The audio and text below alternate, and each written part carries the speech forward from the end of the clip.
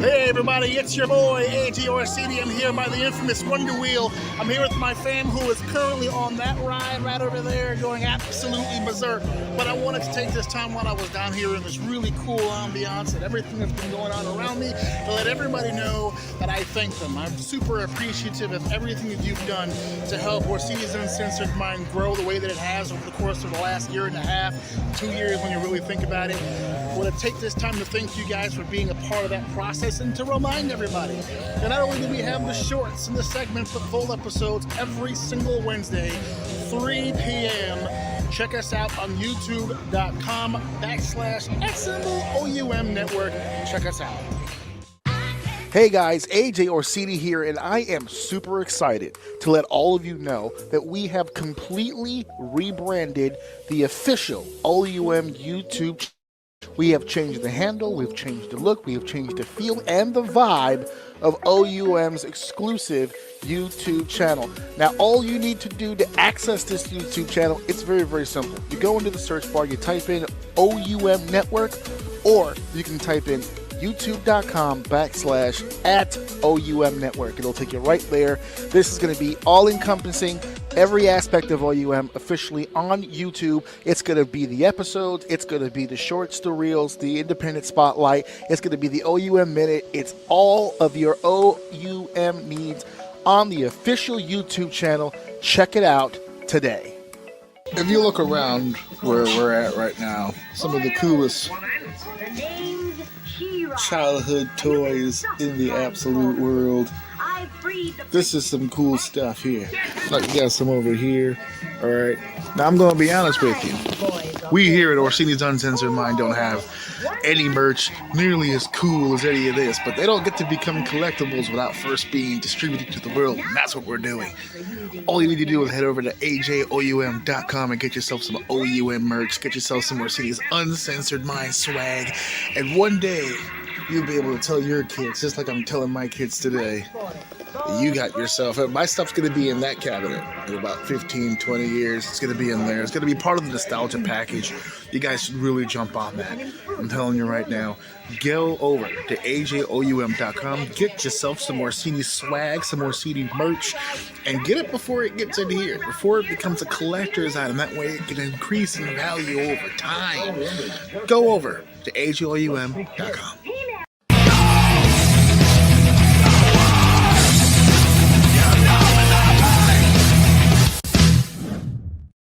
Hey, welcome back. You made that. That's what God, You did the damn thing. I love it. You made the thing. Welcome back to 2BC.com. As you can see, I'm not alone. We're talking Peacemaker 2, but we've got a hell of a panel with you today. We've got all the way from Australia, VHSJs, the mastermind behind the look, the design, and how smooth we sound here at 2BC. Thank you, Jace, for that. How's it going? No, I just gotta get away, kangaroo. Right. Yeah, they're everywhere down there. Those kangaroo. Do they wrestle you? Are they like, come on, man, let's go? You would have all seen the viral video. You don't F with a kangaroo, all right? They will kick your ass. Yeah, I've seen it. I'm not doing it. And speaking of wrestling, we've got the man here that knows more about wrestling than you could shake a stick at a kangaroo. That is AJ Orsini, all the way from Brooklyn. Yeah, not Brooklyn. Hey, Australia. Get out of here, hobo. That's who we wrestle over here. Leave us be. We're doing a podcast about Peacemaker today. Yeah. So, when we talk about Brooklyn and wrestling in Australia, we talk about the DC universe and the wild manifestation that has become the gun universe. And I am here for it. I can't wait to dive into this with you guys for Peacemaker Season 2. So let's hop right into all of the good stuff. Hey boys and girls, AJ Orsini here, walking around the Javits Center. I've been trying to come to this building for a long time for the New York Comic Con, and I haven't had a chance, but today I am here, but I'm here for Meet the Breed. dudes. We're here looking at dogs. I'm covered in bitches right now, boys and girls. All kinds of dogs. I'm meeting all the Rottweilers and Russell Terriers. We got some Welsh dogs over here. It's a jam-packed house here at the Javits Center, and all the barking has already started. It's actually a pretty fun time. We came to bring the kid, but it's actually pretty cool. You get to pet the dogs, you get to walk around and see all these different pure breed animals. It's pretty cool. I'll take a few pictures, let you know how it goes.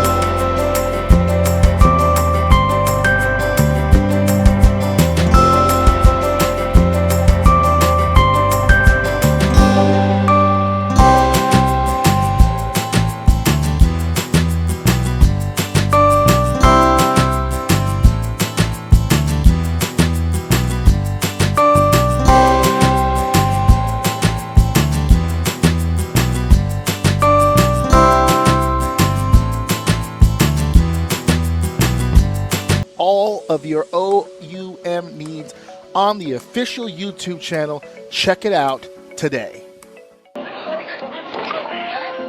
Probably a lot of wind right now. WrestleMania 10 was at the Garden in New York. Said, who wants to go? Big one named 10. I'm saying, one day, you and I, WrestleMania, one day. 30 years.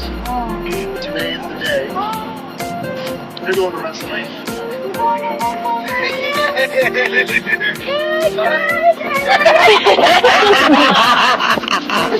Oh my God!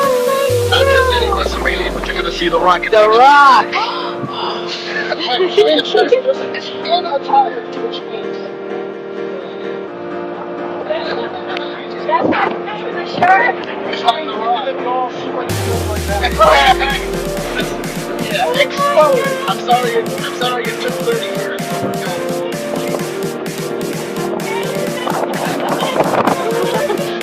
That was Rebecca.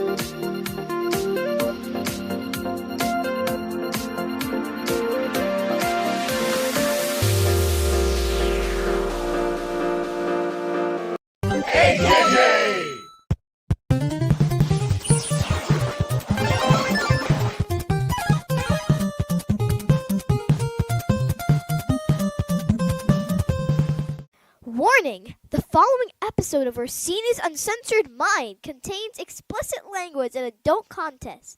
The thoughts and opinions stated on this show are reflective of AJ Orsini, Deceive Dave, and their guests exclusively.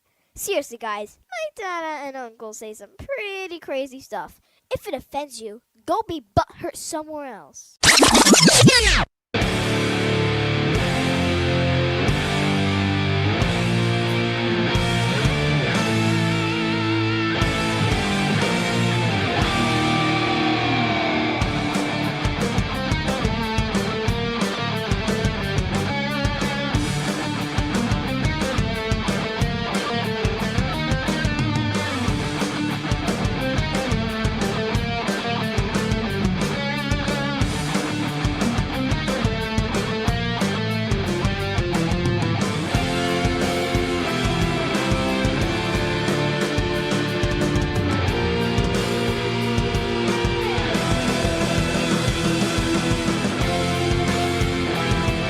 Welcome to Orsini's Uncensored Minds, and now your host, AJ Orsini with Dave.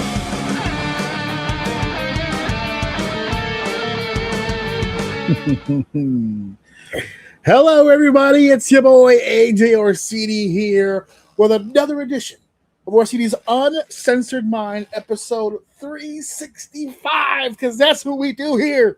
We do wrestling 365 consecutive days in a row, and this will be no different as we are live tonight to do our OUM live conversation. And as per the usual, I am not alone. We're doing a live convo, and I can't do it without my main man here, the co-pilot of the show, who is apparently being lit by the power of the sun. He will be on the show with us as we do our SummerSlam live convo, as he is every single week. But what makes live convos so great is that it's not just me and Dave. We always try to bring in some other voices to come in and stir the pot. And of course, with SummerSlam being the WrestleMania of the summer, we had to call in the starting unit. We had to call in the aces, of course, the face that runs the to be seen place. We're talking Joe Duff. Oh, we have the power of the sun and the voice of God. This is a mythical. It's a mythical episode. Yeah. Show. And of course, our cleanup hitter, the man with what I can assume is the biggest bat in Jersey. It's Stephen James. Hey, yeah. He's Totally booming. Yeah. All of my favorite people here. I know what you're thinking, AJ. Did you do an audio check before the show? I sure did. Did you do a light check? I sure did. And here we are. Let's get it going. All right. As we're here to talk about SummerSlam and the live convo. First and foremost, guys, how are we doing? Steve, I haven't seen you in a while, buddy. How's it hanging with you?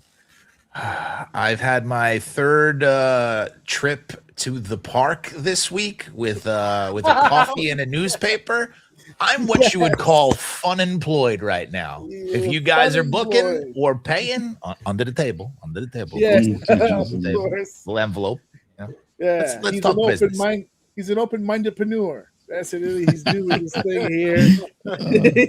I swear I'm not a failure.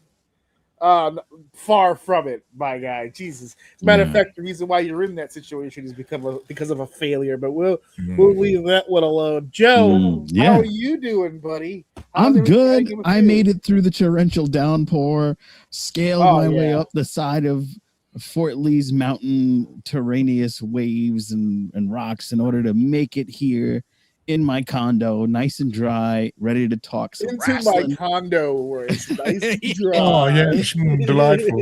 It's delightful. I said hello to the man that opens the door for me, and I said, hello, good man. Constable.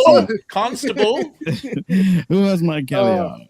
He's not even joking. I went to his house one time. Oh, that's right. You've been here. Yeah, I went downstairs to use the vending machine, and there was a guard by the vending machine. Yeah, to make sure everybody's, everything is okay downstairs. We one care about Skittles our per snacks. person. One Skittles per person. Hey, we adamant about our snacks.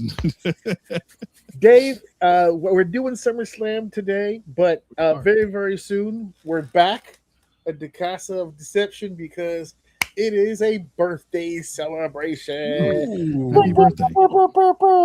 It is Sam's birthday. Yeah. The eldest of the femalelings. Is turning a bicentennial year. No, Chosen one. She kind of is. Lady. It's so funny because we have a sister, but predominantly it's been males in our family. Lings are boys for the most part. Yeah, for the most part, it's all boys. Every few generations, there's like one, or every generation. Chosen one. Yeah. So my sister got to rule unbothered by any territorial issues until he went and had a daughter, and now that she's been properly replaced, we'll be taking our sister out to the curb with the rest of the trash. Oh, All from the Jesus other side. And make way for a new Fresh blood. representative. Right there. you challenger has emerged. Yeah. Yeah, we tried taking her out years ago. We chopped fingers off and she fell down steps, but she kept coming back. She's a tough one, that cookie. So Listen, man, she walked so this one could run. You know what I there mean? you go. And this one runs. She's chock Oh my full of God, her energy. fucking mouth, but I digress. Whoa. Oh man. So listen, guys, it is indeed SummerSlam season. And of course I called in my absolute best team so that we can talk about what is going to be just a very, if anything else, a unique weekend. Because before we get into the actual cards, which we will obviously get through, we're going to get through, there's 12 matches, 6 on each night. And there's going to be a lot of heated discussion here, I'm sure. There's going to be some conversations we are all laughing our asses about and probably disagreeing about. But before we get into any of this, I have not had a chance. I mean, Dave have spoken about it, but I haven't really had a chance to get more opinions on the show pertaining to the conversation about TKO's involvement. And the reason why I want to have that conversation before we start is because this might be, since WrestleMania, this might be the first major card that we've seen where the fan base has its eyes immediately glued to the idea that this was a very TKO involved heavy card or setup, or even the promotional material. I mean, down to the flyer, right? I mean, people have just, what's this AI slop bullshit that we're being fed? A lot of heavy hands, a lot of conversation. So I want to have that conversation before we get into the actual card. Let's dive into that for just a second. Me and Dave have had an opportunity to talk a little bit about TKO's involvement. Steve, I wanted to ask you, as somebody who has had their finger on the corporate pulse as of late when it comes to involvement from above, how does, despite what we may think as fans, as an employee in that situation, if you're the wrestler, that's it, you're the talent. Your job is just the talent. You've got 1 boss, 2 boss, 3 boss, 4, 5 boss, 6 boss, 7 boss more. How does that affect you and your psyche as a person who is supposed to be in a creative space and perform? Honestly, I would think that the wrestler would probably have the easiest job of all, because there are certain parameters that are consistent across the board. They know what to do, how to get the crowd to react. Once they're inside the 20 by 20, that's their home. They know what they're doing. It's all the bullshit before that they have to deal with. It's all the, hey, we need you to do this, we need you to do that, which was always there before, but the conflicting things like, hey, we're going to take this TV time to put a boxer from Zuffa on here. We're going to pinch little pieces of TV away to add to these other things. And by the way, has nobody called out TKO for choosing the palatial summer location of Minnesota? I said it in the promotional. I did a promo at my father-in-law's house, and I was in a pool, and I was doing beach-like, pool-like activities, and I said, I don't know what the summer's like in Minneapolis, but it's going great over here, so no, I'm probably not all that great. I went to go find promotional material for us. I got in the background right now as it is, and I went to get footage of the building, and the building was covered in snow. So I don't know Yeah, no, you got a great point. Most of the TKO stuff is more infrastructure based. I feel like we're now sort of seeing where they moved away from sort of the cookie cutter. Like production had been stuck for years in one way of doing things. Like Kevin Dunn, it had been stuck. Lee Fitting comes in. The show kind of looks different every week. It has a little bit of these things, these nuances. Now it's starting to congeal back into this format of like, all right, we're going to see somebody pull up in a car. We're going to see somebody do the long walk from the back all the way through, which, mind you, I love that shot. But again, it's becoming formulaic more and more because they're going for efficiency over effect. And that's what I think the TKO thing is they're going for efficiency over effect. And that's what we're getting. It's kind of a subdued, it's a low hum product. Low hum. That's a pretty good way to put it. And Dave, you and I sat in the audience for WrestleMania 40, which was supposed to be, and it was announced as the beginning of the Paul Levesque era. And we sat on this podcast. If you go back to the live combo we had for that WrestleMania, super excited about so many things that were happening on that WrestleMania card. And I just remember us repeatedly saying over and over, man, it's been a long time since I've felt like this. Do you feel like, since you've been consistently watching now since then, do you feel like that's is that because now TKO, because TKO just kind of got on board with WWE around that time? So they're just kind of like letting it fly. It's like, yeah, you guys are doing your own thing. Now we're 2 years in. They're like, well, now that we know how this goes, are you thinking that we haven't been able to recapture that feeling because of lack of creative, or because the TKO influence is now dampening that creative?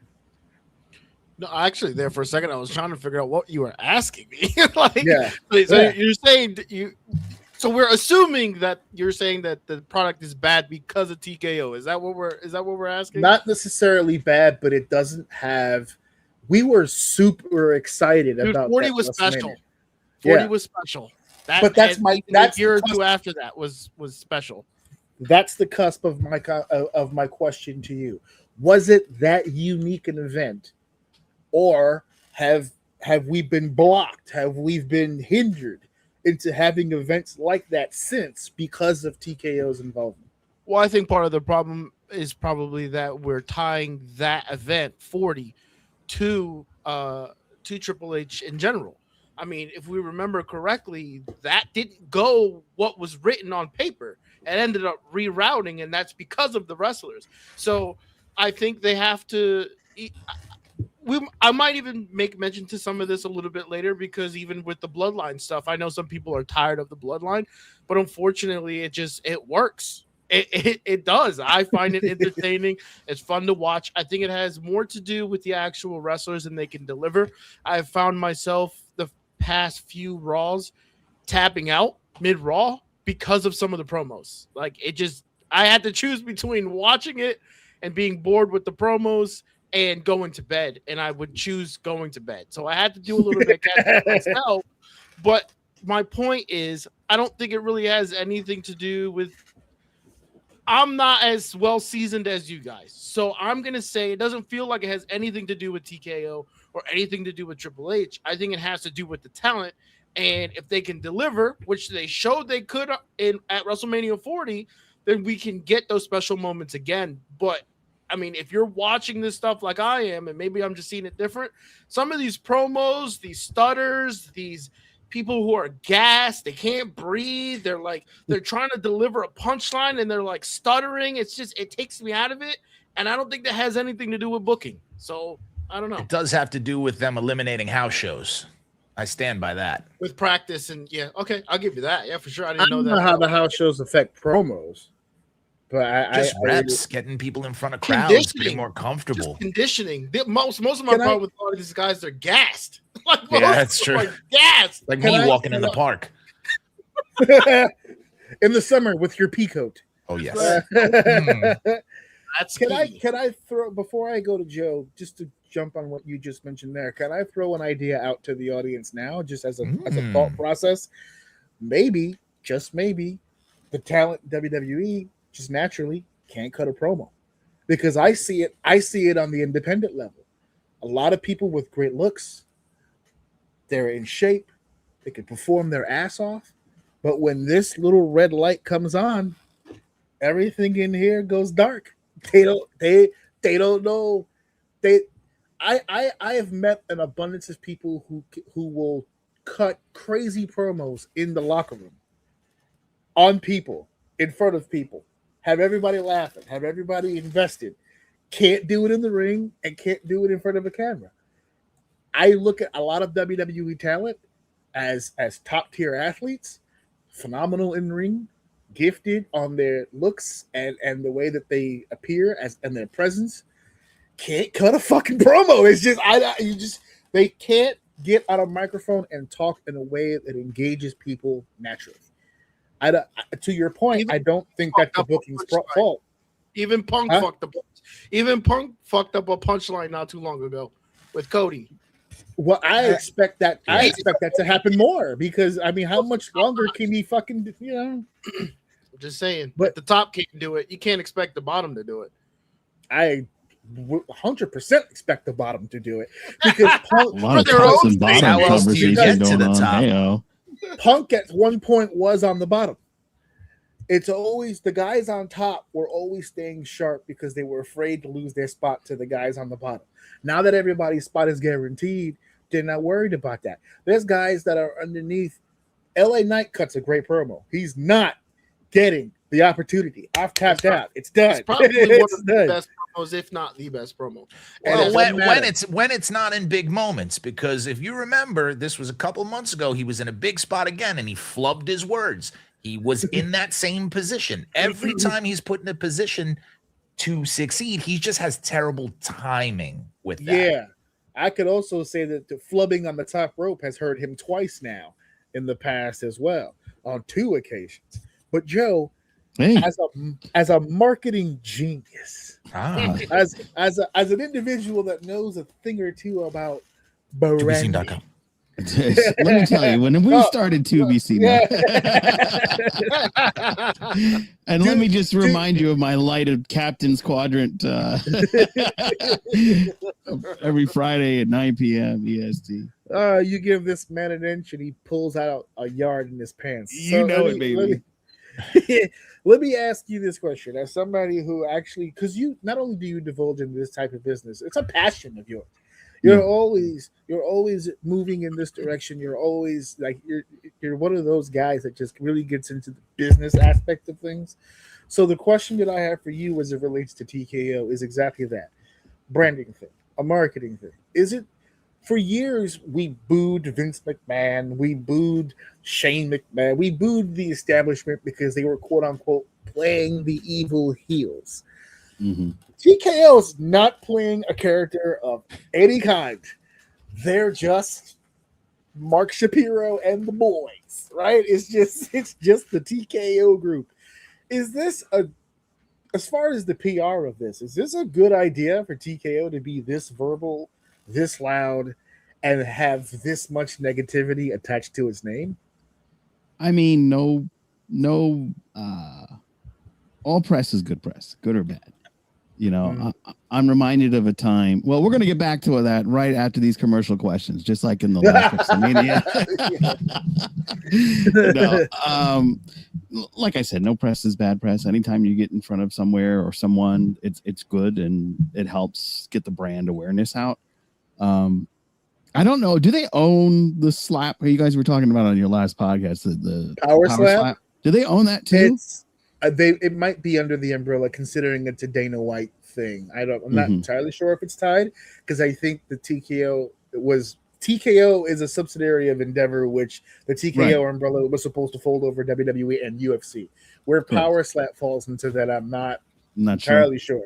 Through the course of this, I will research it though, just to validate. But where are you going with Power Slap? I'm going with Power Slap because the marketing strategy that I find very impressive for something that I've never heard of until I went on the internet, and all of a sudden these motherfuckers, this dude it was like a mixture of Heihachi Nishima and Paul and Eddie all in one body, slap the bejesus out of somebody, and it's just everywhere on my feed.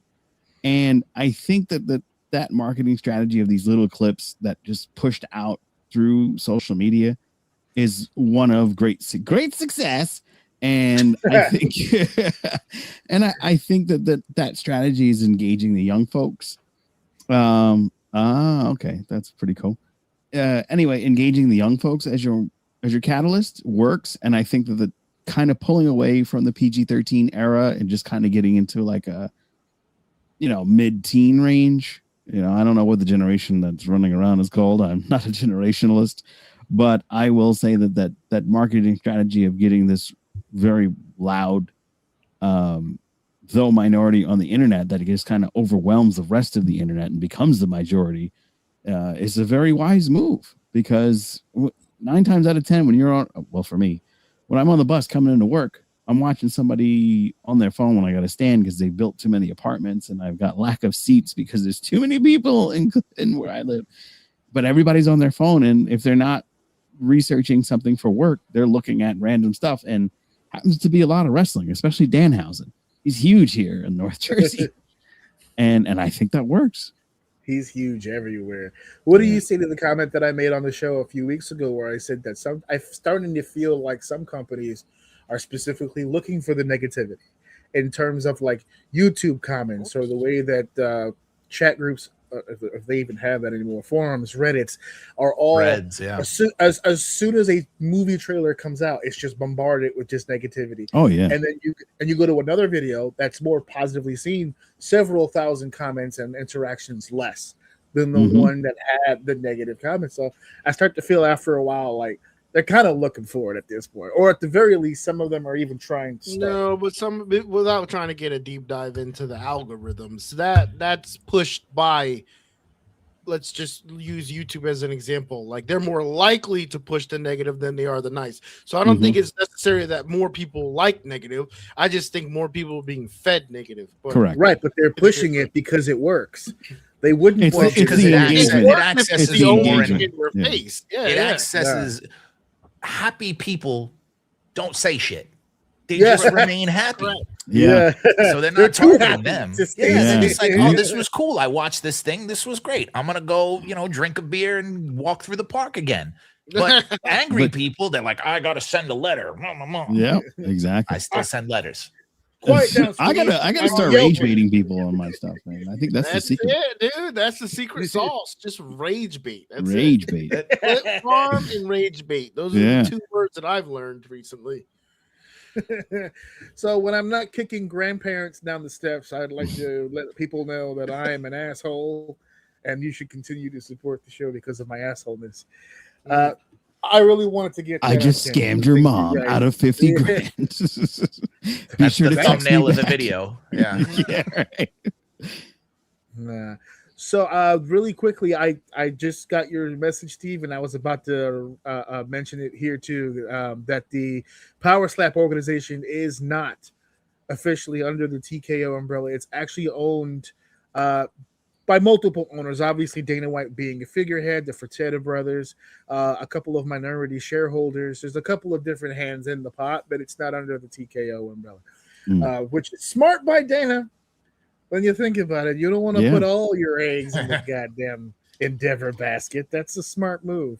As crazy as the product is, it is making some goddamn noise. So, but that is the business side of things. It is now time to lean into our entertainment side of things. That, of course, is that this weekend, SummerSlam. 2 nights, it's going to be SummerSlam 2026. We've got 6 matches on each night. And one of my good buddies messaged me while I was at Citi Field, because of course, why not? I'm trying to enjoy my Mets get their ass kicked for the 100th time this season. Damn it, Mets. And my son was pissed because we went Saturday and they lost. And then the next day they beat the shit out of the Dodgers. And my son was like, "What the hell? What happened? Couldn't have waited. Where was that energy the night before?" But he messaged me that there was, I think it was Jonathan Coachman who had made a comment recently about the fact that he hates the 2-night format. That he feels like you would get more bang for your buck, a better, stronger card, more people in the building if you had just the one night. I don't necessarily agree with that. I have my picadillos about that. Where do you guys stand? Dave, where do you stand on whether or not it should go back to one night? I don't know. I kind of like the 2-night format. A little bit, it's a little bit here, a little bit there, something more to look forward to. You're able to, have more opportunity. I'm always about more opportunity on cards rather than if it's one card, I already know 3 or 4 of the stars that are going to be on that card. And there's no room for anybody else. So I would rather have more room for people. And I don't know, on the weekend, got nothing to do, wrestling both nights. I don't see a fucking problem with it. I don't see a problem with it at all. It's more opportunity. And it's not the pay-per-view era anymore where you're paying $60, $50 per night. You're only paying whatever the subscription price is there. I'm all for it. Listen, Except no Royal Rumble. No Royal Rumble. If we live in a world where AEW can do an 8-hour show, I'll take 2 nights of wrestling. Separate that shit. Let me take a break. Let me go. It's so hilarious that you just mentioned that. If AEW did split it up and give them a 6 and 6 like this was, I'd probably watch it more. I don't have the stamina anymore to sit here I'm an old man now. Once the wrestling show starts, this is as a person, by the way, who works on wrestling shows.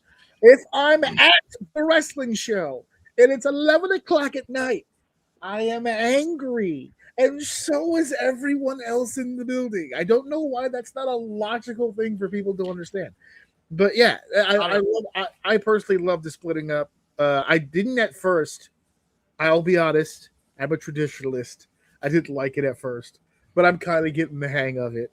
And I don't even agree. I do agree, but I wouldn't rule it out, Steve, because they do have 2 Royal Rumble matches. I know. And I wouldn't want it. I don't want it. I'm not for it, but it started with Mania. Here goes SummerSlam.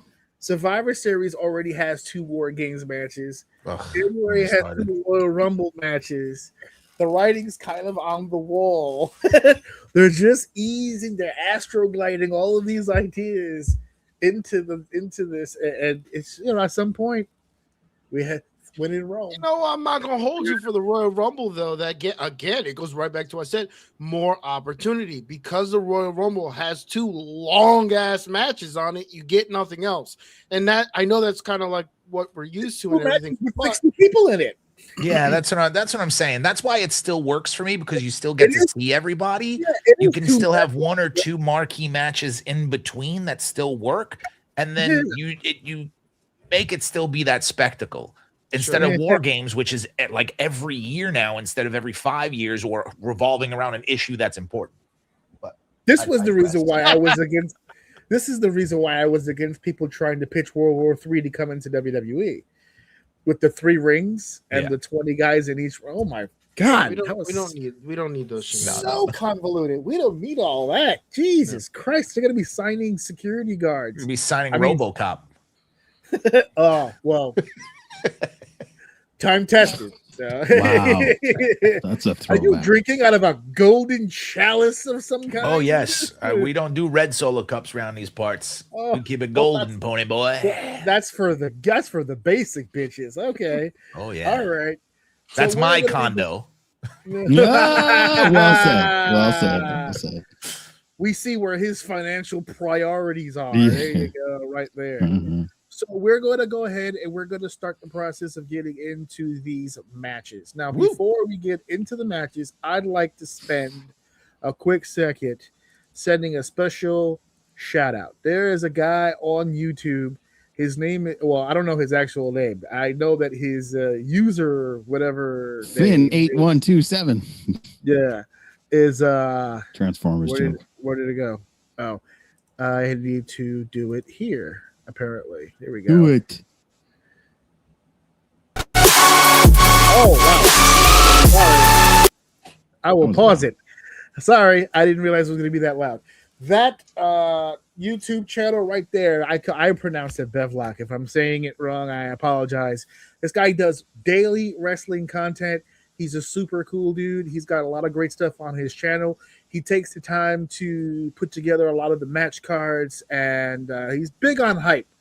Big on hype. Loves promoting the shows despite not being on them himself. He's a fan. He's a huge dude.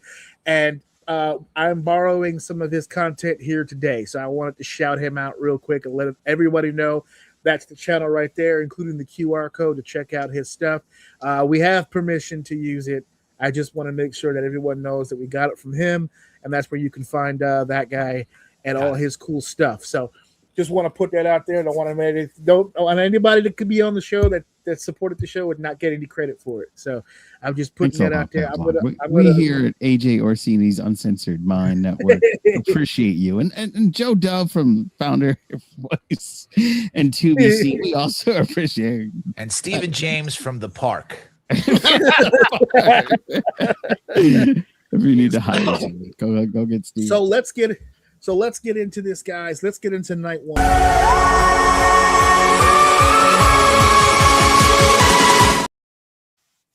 I should have lowered that down. Night one.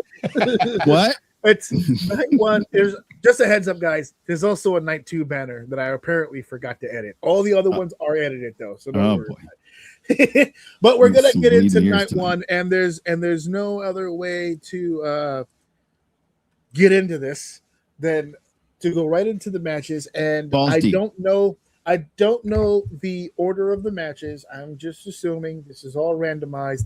Obviously, the two main event matches are what I think will be the main event matches. Just giving you guys the heads up on that. So let's get into our first match tonight. One.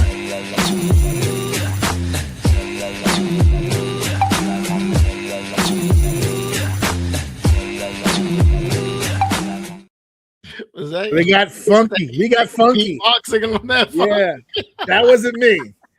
That wasn't me. Might have been Bevlock. Bevlock, man. No, there was a litany of free songs available to me through YouTube, and I thought that was hilarious. So we're going now? So it's a YouTube safe song. With the guy beatbox throat singing. All right, let's go. I think I'm getting ready to fight on the Arrakis. Well, speaking of fight, we're going to be seeing a 6-man tag team match at SummerSlam on night one. For the record, on the same night, we're also getting a 6-woman tag in the same night. Yeah, lots of multi-tag. We'll get into the logic of that a little later, because at first I was like, what the hell? But then I realized there's another multi-woman match on the card that's taking place on night 2. So let's just go with what we've got, boys. And we're talking about the 6-man tag. Jimmy and Jey Uso and Jacob Fatu, the Bloodline, will take on the makeshift team of LA Knight, Solo Sikoa, and Royce Keys. And I want to go back to Dave for just a second, because you hit it right on the goddamn head, son. You said it. I want to second it. I was a little pissed when they brought the Bloodline back, if for no other reason, because they just did it. No, he wins the championship. He goes the next night on Raw to Roman Reigns, I'm referring to, wins the championship at WrestleMania. He goes to Monday Night Raw the next night to celebrate his win. The Usos just happen to be standing next to Gorilla, and he goes, "You guys want to come out with me?" And they're like, "Yeah, sure." And they go out. They cut a 5-minute promo. The ones go up. The Bloodline's back. And I thought it was... But... You bugging. That was fucking dope. It was dope to see them just walk through the curtain. Yes. You say it sarcastically. I'm going to stand on my I say that was fire. That was so good. Go ahead. No, I'm just setting the scene here. So they put the ones up. We're back to being the Bloodline, and it's just the 3, which that part I did like. We don't need to NWO this bitch again, right? But then a familiar situation arises. There's an Uso with an axe to grind.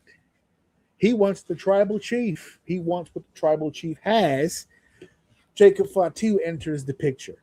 We get a feud out of them, 2 matches, one of them a no disqualification match, and he has to acknowledge Roman and then willingly becomes a member of the group.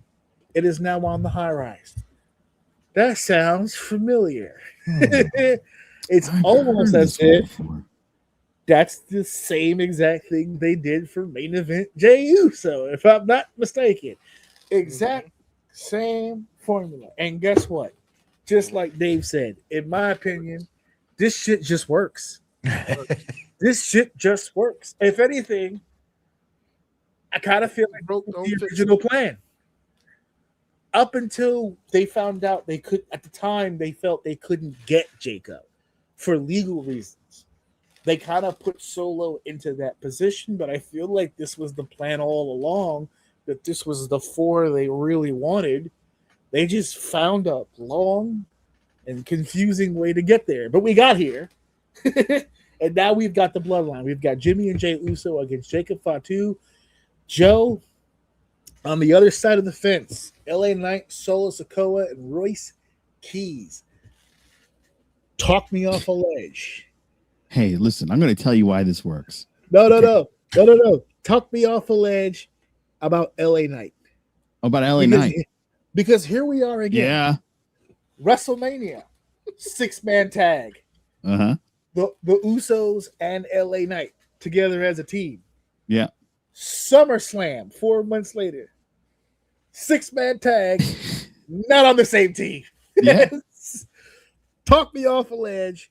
Do they give a shit about LA Knight or not? So I think he sells merch. He sells merch. Answered. Right? Asked and answered. It was the head scratch for me. Well, you know. It's LA Knight. Yeah. Yeah.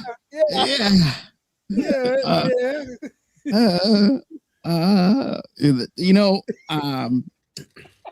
murder is bad, and when you murder a career, oh, there it is. Segue.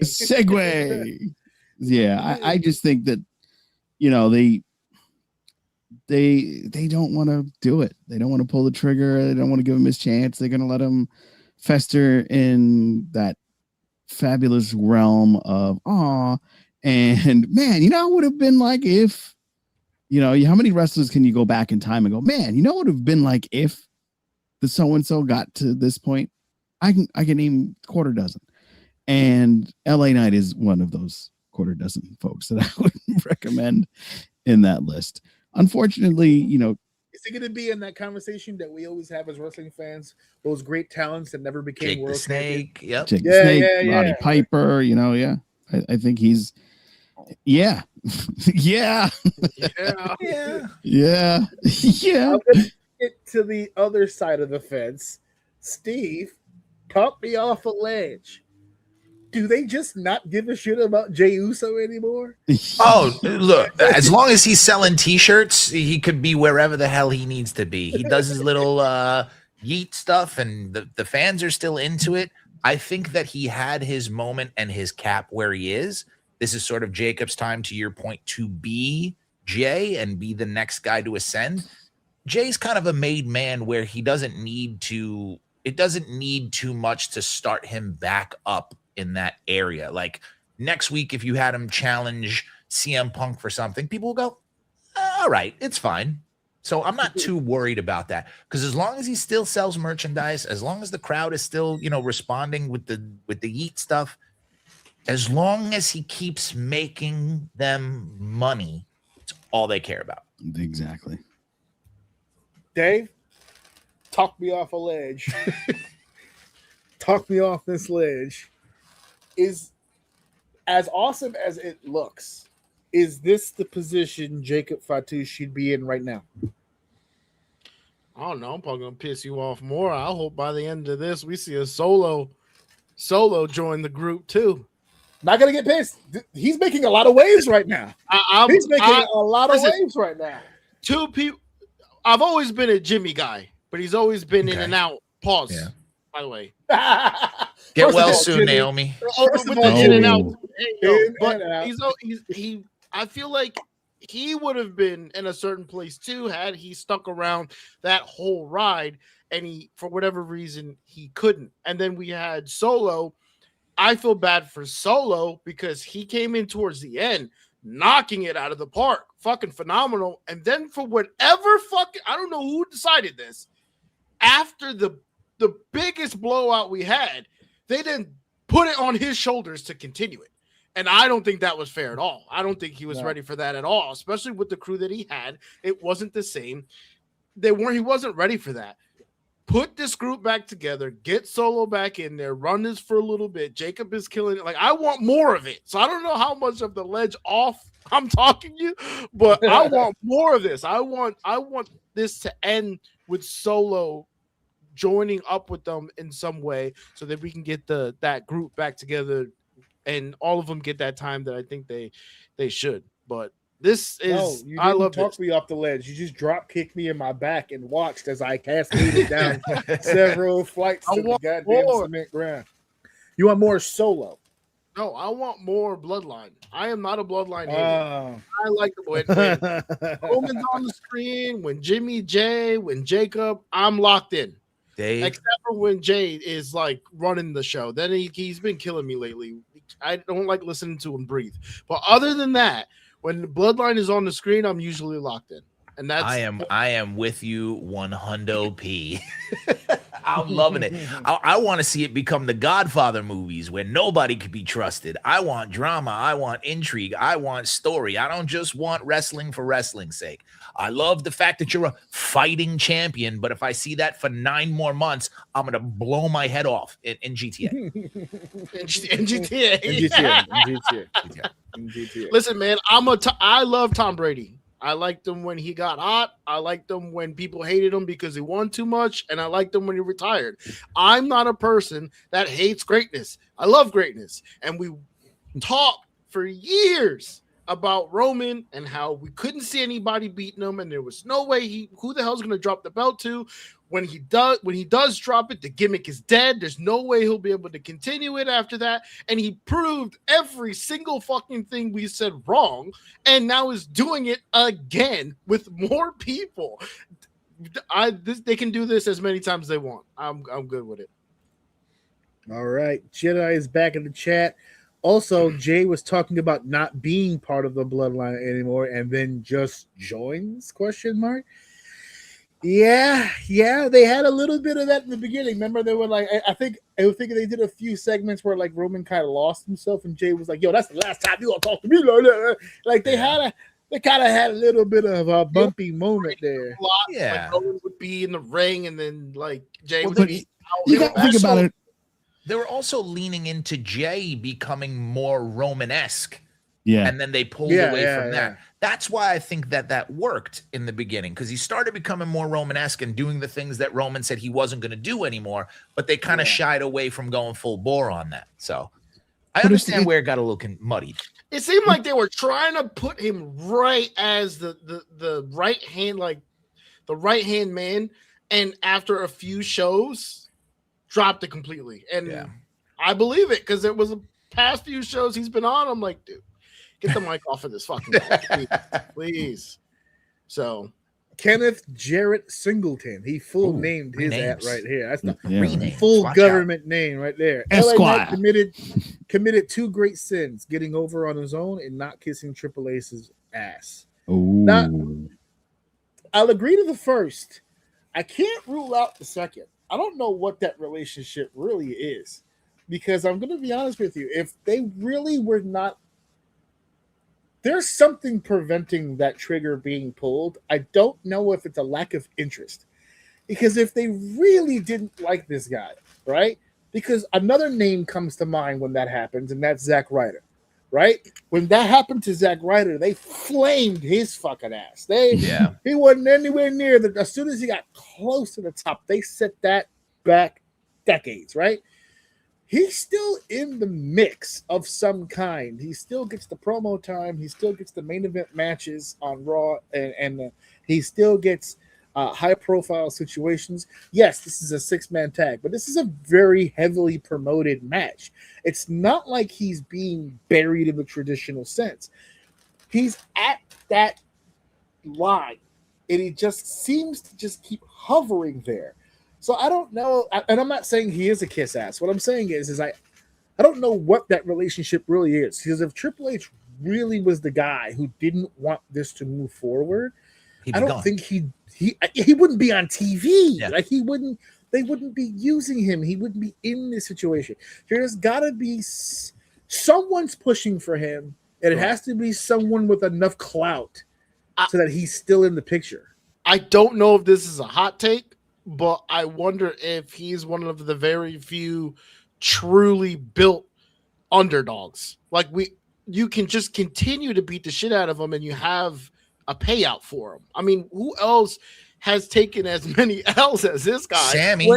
They just did the thing with him. Listen to me. Yeah, he got 9-day championship. You don't say that name on this fucking podcast. Sorry, Samuel. No, but You have some respect for the former WWE champion. on that topic too. Yeah. Anyway, listen. He's very few true underdogs with the way his record looks, who he's been beaten by. Dude can't seem to get a win. You just keep doing it until you don't, and then it's a cool story because he's rising up. So we'll see what happens. Steve, in the 6-man tag, who takes the win? Oh, absolutely. The Bloodline takes the win. I think I'm with Dave, where I think that the Solo Sikoa situation happens. They pull the trigger there. LA Knight, and to Dave's point, where he could wind up at that level at some point potentially, this adds another, like, man, how stupid am I again? Like, have LA Knight go inward, like, okay, it's not any of these other people holding me down. Like, I can't make excuses anymore. That one's on me because I should have known better. This is 3, almost 4 years of this happening to him specifically. At some point, he's got to turn it inward. So there you go. Yeah, Joe, who wins the match, Joe? For sure, the Bloodline's going to win. I just feel like they're going to just continue the Basura Express that is LA Knight's future. And this is the way to kind of signify the final coffin. Jesus. Dave, I'm assuming you're going Bloodline. I don't even think. Listen, it's funny we're saying that because the past few nights, I feel like LA Knight has been pretty sharp. Like, he's been pretty good. The dude, I don't know, he's been working out too. Dude's huge. Like, I feel like he's about to get a win here, but I think it's going to be a loss, and I hope it is because, again, I'm rooting for Solo to end up back on the Bloodline, and it would definitely make sense with the Bloodline winning, and then maybe later on we'll talk about that, what I kind of hope happens, but we'll see. If Solo was ever going to join the Bloodline, this is the moment here to make 100%. That turn, especially since there's a lot of positivity attached to his name right now. A lot of fans are looking at there's fan cams of him doing weird shit. The camera's not even on him, and he's stretching and he's doing this weird shit. You know what? To your point, you said a really long time ago when I think he was trying to pilot his Bloodline, that you notice that you feel like real Solo is like goofy Solo, and he really never really gets the chance to do it. And now that he really doesn't have anybody behind him, he's kind of like showing his own, like, being able, no pun intended, fly solo. Actually, it was 100% intended. Yeah. Oh, you haven't heard the new catchphrase, Mr. Solo Dolo Sikoa? He's Solo Dolo. All right, we could all agree that Royce Keys is eating that pin, though. Oh yeah, for sure. Yeah, unfortunate, but he looked okay so far, though. He looked okay. Oh no, that's just his position within that. Oh, 100%. Yeah, 100%. Pin bitch. It's literally why he's there, but that's okay. That's all right. Nothing wrong with it. High profile match, SummerSlam. Listen, that cashes, brother. I don't know. I got no Not problem. a bad spot for Powerhouse, baby. There you Not go. a bad spot. We're on to the next one.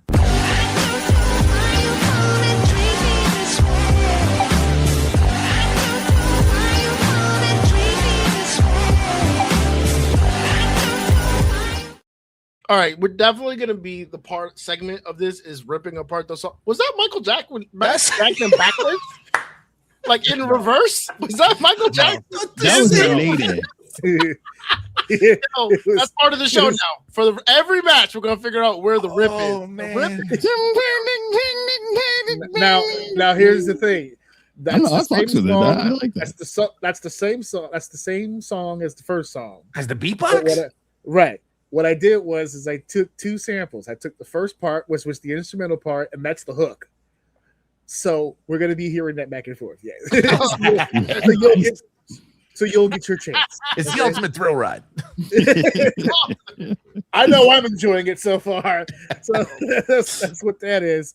But we're here to talk about not satanic Michael Jackson songs, but we're here to talk about the WWE World's Women's Championship. Liv Morgan defending the championship against this year's Queen of the Ring, Io Sky.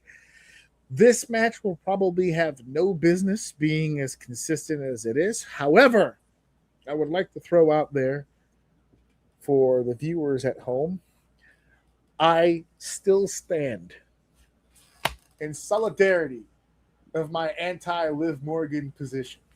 I don't care. I don't like Liv Morgan at all. What about her song? Shit, stop it. The song made it worse. That song was fucking awful, man.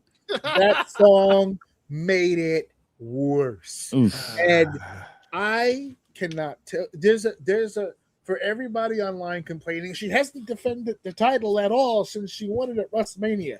Thank God. Good Lord above. Because that's not her strength. She's not the champion because she's this immaculate Lou Thez type wrestler. She's got a fucking mouth on her. Okay? That's it. What'd that mouth do? She has it and makes them money, and that's why she's on there. That's what it does. Yaps. She has mastered the art on being one of those annoying little twits that always find their way into your group somehow. You always have that group of dudes that has that. There's that one guy who found the one dimwit over by the goddamn Waffle House. This is my new girlfriend, Liv, and then she just comes in and she's hi, and she's just the most annoying fucking thing on the planet. And you want to support your boy. He's got to get his rocks off like everybody else. But god damn it, does she need to talk and be around us all the time? That is Liv Morgan to me. Okay. She got through the program with Rhea Ripley. Awesome. Name me another program that she's had where it has even come close to the business that she did with Rhea Ripley. And if you want to make it even more difficult, give me one that she led that actually did a little piece of business. I liked her and Stephanie Vicaire. I thought that was a good piece of business for as limited as it was. Whatever happened to Stephanie Vicaire? Was it Liv? Or was it, as we call it in the Spanish community, the cocotazo she had on the top of her fucking head with those coconuts colliding, and all of a sudden now she's got this visual look that goes, I'm gonna fucking make your life a living hell now. But how'd she get there? She called her mother a dog. They were going at it. She yapped until she put her face in another woman's face and smashed her. So and then the match was. I was there. Exactly. And then the bell rang. And then the bell rang. That's her strength. She could talk him into the fucking building. Yeah. I will give the devil her due. She's found the mix that she's gotten over with. She's the perfect female heel right now. No one on the women's division gets more heat than Liv Morgan. There it is. That's my compliment of the day. But as far as everything fucking else, I can't fucking tolerate it at all whatsoever. On the flip, I'd like to ask you guys now, on the flip, Io Sky, is she that nice or is she overrated at this point? She's awesome. Awesome. Okay. Athleticism. She is the reverse Liv. Yeah. In the ring, pretty good. Yeah. But outside of the ring, I could care less. I get it. Once they started letting Io and presenting her cutting promos in her own language, that helped a lot. but it's still not enough because the stuff coming out of her mouth is so saccharine, so like boring. I feel like she would be a better heel than a baby face, but that's just me. It's just very limited. I don't care about her outside of the ring. Oh, you do this thing. All right, cool. Thanks for those 3 seconds. Move on. Wham, bam, thank you, ma'am. Am I right? Yeah, inside the ring again. Phenomenal, but it's hard to mimic an EO Sky promo without sounding like a racist. That's true. I'm Chinese. I'm Asian. But if I sat here right now and spoke like EO Sky, if I said, you are great wrestler. I am genius of Sky. Okay? If I was to do that in front of a camera, everyone would look at me like, God, what the hell's up with the I don't know what the Asian version of a coon is, but it was a lot like that. There's a camera on. Yeah, there's a camera on. Yeah. And I hope everyone sees that when she talks with the bar of soap in her fucking mouth the entire time. Okay, that's exactly the kind of promo that we're talking about. No. I'm gonna listen. I'll let you try to get your shit up. I'm gonna stop you right here because I got fucking killed for this comment a few years ago, where EO is good, but she is a bad champion because she can't talk in a business that's all about fucking talking. And I got killed for it online constantly. Well, guess what? We're reversing that bitch today because I am an EO fucking fan. You got me fucked up. Listen, it's gotten better. She's always been good in the ring. She has gotten better. Her showmanship is better. Her move clean. She's safe on the mic. She's also learned to actually say something, but like keep it short. She's not doing anything fancy. She's getting from point A to point B and getting the fuck off the screen. But what she does in the ring well makes up for it. I think her, to the point that we're talking about right now, this is the EO I want to see hold the belt. My biggest problem was she had won the belt that first time when she was with the fucking group. I forget what their Damage Control. Thank you. Damage Control. When she won the belt there, one of my biggest gripes for her is when she had the belt, the other two were more present than she was. She was not a presence at all. She was not a factor in anything that was happening. This is a different EO Sky. So yes, I will still say her talking is shit, but the package, excuse me, that she has today is way better to be a champion than it was back then. So y'all gonna still like her for her wrestling. Fuck that. Y'all was saying all that shit before. Y'all, not you, James. I don't think you were here for that one. I'm not sure. No, I supported you when you brought it up the last time. You were like, I'm not doing this shit. At the time, she was a terrible choice for a champion. It also didn't help. It also didn't help that when she was in the midst of that run, she was next to Asuka and Kairi Sane. Yeah. Who also have an issue with the translation and the pronunciation and stuff like that. So it is what it is. If I was to go to Japan and all of a sudden just do all my promos in fucking English, I didn't think there'd be too many people who were fans of me either. It's a cultural thing. I'm not saying she's a terrible human being. I'm not saying she's not a good performer. I'm saying Liv's not. I'm not saying that EO it's not saying EO's not. So, like, if I'm booking, if I'm running a company, I would want an EO Sky. I think everybody should want an EO Sky. But that leads to the question of what you just said a second ago. You didn't like the first run. You're kind of excited about the idea of the second run because of the vast improvements that she's made. Is that the right call, though? Because, and we're going to get into our picks in a second, but as much shit as I give Liv, she does have a ton of massive heat. In comparison to Liv's heat, is there enough momentum behind EO Sky right now to pull the trigger?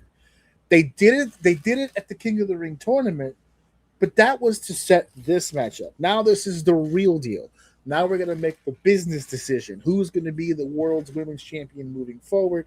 In comparison, Joe, is there enough heat on Liv to retain, or is there more momentum on the babyface side of EO to change the title? I'm going to give you a third option. Okay. I'm going to give you there is so much of just change it that we don't care is the option. If there's a oh, EO got hurt. All of a sudden, Hulk Hogan comes in for a hot tag. Yeah. We'll take it because we are sick of, like Hulk Hogan did when Bret Hart lost, and then when he came in and took over, beat Yokozuna. That's where we're at. It's just I don't give a fuck who takes that belt. Just get it off Liv and don't move say past. Hogan though, because he's going to assume that that's Inoki's daughter or something. He's not going to know who the hell. Well, you know something, Inoki's daughter. Yeah. Wouldn't it now have to be the Undertaker? Yeah.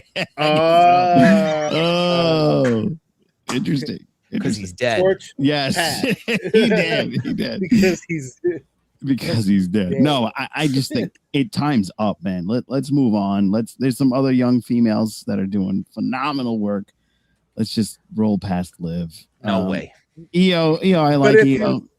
But hold on. If you move past Liv, which I'm obviously for, if you move past Liv, where does that leave Liv Morgan?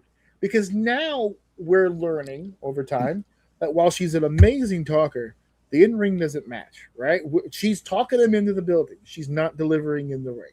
She's better. Are you? There you go. When there's something tangible that she can play with, it does seem more palatable for fans. But let's say that that's not even an option on the table. Like you said, there's more call-ups coming. There's more names on the table that need to be brought up to the next level. With no championship, let's say she's out of the picture. Do you keep her on as a wrestler? Or are you against moving her more back into the manager valet spot? I just let her be the talker. She can go back to her music career. Is that what we're calling it? Oh boy, my stomach hurts. Because I think her music career. I think her music career is in trouble. It's in trouble. It's a problem with her music. I think she's a good valet, and always helping Dom out. I think she could be a millionaire in that spot. I think she could be the female Paul Heyman. Unfortunately, they've written her out of that position. Regardless of how good you think she may or may not be, it doesn't matter. You can't. Dom Mysterio was on fucking fire, and they put water on him to put Liv in the front. And I will never understand why they did that. She must make buku dollars because Dom was absolutely taking over, and it just like that, it fucking stopped. And now Liv Morgan is the leader of the group. It's weird. I don't know why they did that. They invested in giving her a whole song that she made. She's not going anywhere. She's going to be the forefront of something. Now, whether she drops the belt, which I don't believe is going to happen as much as I want it to, because unfortunately, to your point, she's not good on the chase. She's good when she has the belt and you can't get it from her. And then she just talks shit. So to Dave's point, you can't go from saying you're the greatest women's wrestler of all time and then put her as a valet without there being something catastrophic, either storyline or personally, to get her there. That doesn't insult the fans' intelligence there. You just can't do it. Right. They've invested way too much into her.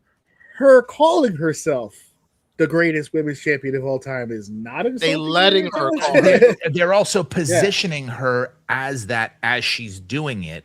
And of course, they're going to throw that in the garbage when she's, done. Don't get me wrong. They'll just move on to whoever the next one is. But to the reason why Liv is going to win is because EO is already over. You can't transfer that heat that you're talking about to anybody. You transfer it to Liv. You transfer it to EO, it's just same. EO doesn't get any better. She doesn't get any bump from it. The only thing that really makes any sort of sense is the thing that they should have done 7.5 months ago and have Roxanne turn on her, become the baby face or the heel. I would prefer to be the baby face. And then you transfer that heat from Liv to a younger baby face who's on the come up. It has to go to somebody. If it goes to EO, it kind of wastes it. And I agree with you. And I think maybe at one point it was looking like that. I don't think she can do it. And I think they know that she can't do it and that they're not. She's not ready? Not for that. Not for that. As much as I dislike her, that amount of hate is heavy. And when you transfer that to someone who's not ready to carry that belt, it's nope. Oh, speaking of being on my shit list, Soroka. Oh God. Soroka. The first black female champion. Champion. Yeah. The experiment seems to be over, thank goodness. Cooler heads have prevailed. Oh yeah, Cooler heads have my prevailed. sweet beanstalk queen is now the champion. Great look. I love Tony. As all the OUM fans know, Joe loves him a tall tree, baby. He will climb. He loves to climb. He yodels on the way up and down.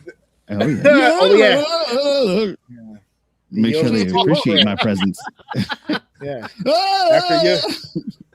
After yodeling, he treats her like a strudel, not for nothing. But there goes that PBS sponsorship. Raquel Rodriguez is your new women's Intercontinental champion, and it is back to the surfboard for a little Miss Can't Catch a Break without hurting somebody. So let's see if we can. I'm glad you said that. It's probably another reason why Liv isn't dropping this belt. Because of the big title change that just happened with Raquel. Raquel just brought the Intercontinental title. Unless they're driving to break them up, Liv dropping her belt, insecurity, they break up. That would be amazing. Roxanne's the only one without a title. I mean, look, if you want to flip it and get Dom his heat back, what if he three-peats another hot lady? I would love it. You know, that would be hilarious. The only thing that I found even better than that is the fact that if you did that, the pattern would read that as he keeps doing it, the women keep getting smaller and smaller. It just keeps cascading. He keeps Russian dolling his women along the way. That's great. Now, Dom, for the record, once you get to Roxanne, I suggest you stop. Yeah. Because to get smaller than Roxanne, you're going to start getting into legal trouble, okay? No, you just go one of Danhausen's Minihausen's, yeah. Minihausen, yeah. You just need a small little whorehausen. That's all you need. Minihosens. There it is. Dave, who wins this match? Officially, your pick? All right, my official pick. I'm gonna go on record saying that I want Io Sky to win. Same. Io Sky. That's who I'm picking. That's who I'm picking. One hand, shit in the other. Do I believe? Do I believe? One can hope. Steve, who you got? Olivia Ezekiel Morgan. Ezekiel. That's got to be her middle name, I think. Esquire. Makes sense. You made her sound like some sort of Castlevania character. Olivia Ezekiel Morgan. Fetch me my wall chicken. Buddy. Joe, who you got, Joe? I'm going to go with Io just to be different. I'm hoping that is the ultimate outcome because it's time for a change. So I'm going on a hope and a dream. I just realized right now during the course of this conversation, I didn't pick for the 6-man. I'm also going Bloodline. And so for this one, Liv, I mean, I'm not booking this shit. So it doesn't matter how I feel about the goddamn thing. I can sit here and be told, I could talk about this woman till I'm blue in the face. It changes nothing. They're on board. They have hitched their saddle to 85 pounds of blind fury. So good luck. Go ahead. The next time she dislocates your shoulder on a front bump, don't come crying to me. That's a little odd. Yeah. They got their own goddamn problems. Yeah. Because no one else is on the stuff, you know. It just is what it is. I'm just trying to. Hey, look, calcium leaving the bones is a problem. I just did a whole paper on this, and but trust me, okay. I'm getting my master's in this shit. I'm telling you, when calcium leaves the bone, it's a problem. Okay, and milk's not always the solution. Do your homework. All right, that's a conversation for another day. We're moving on.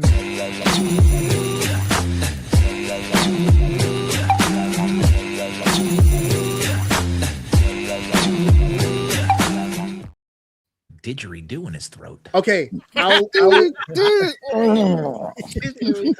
one, dude. I'm starting to, now that I've heard this for like the 17th time today. I'm starting to get like a character select screen from like No Mercy. He's like diggity. Oh yeah, diggity down. Wow, like a little bit. I'm starting to get it a little bit. But here we are on to Gunther and Nick Aldis. Now, this is not the match all of you think that it will be. And I think that needs to be discussed. What do I think it will be? Okay. Well, not you per se, because I want to be dumb. Tell me. Okay. I'm a voice for the people. I think a lot of he said, I'm one of the people. You tell me right now what it is. You son of a bitch. You don't tell me what I'm thinking. I'm thinking what I'm thinking, and then you tell me what you're thinking so we can see if it lines up with what I'm thinking. Oh, yeah, I was thinking that. Yeah, exactly. Off the top of my head. But I think a lot of the issue that people are going to have, and this is why I wanted to have this conversation on the show, like just to lay it out for people to just ponder on, is I think people are setting themselves up for a difficult and disappointing time. Because I think the psychology of this match will overrule common sense, right? They haven't lied about the fact that Nick Aldis used to be an active performing wrestler.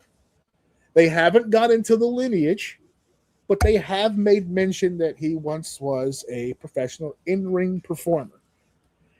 However, that is not what this audience knows Nick Aldis for.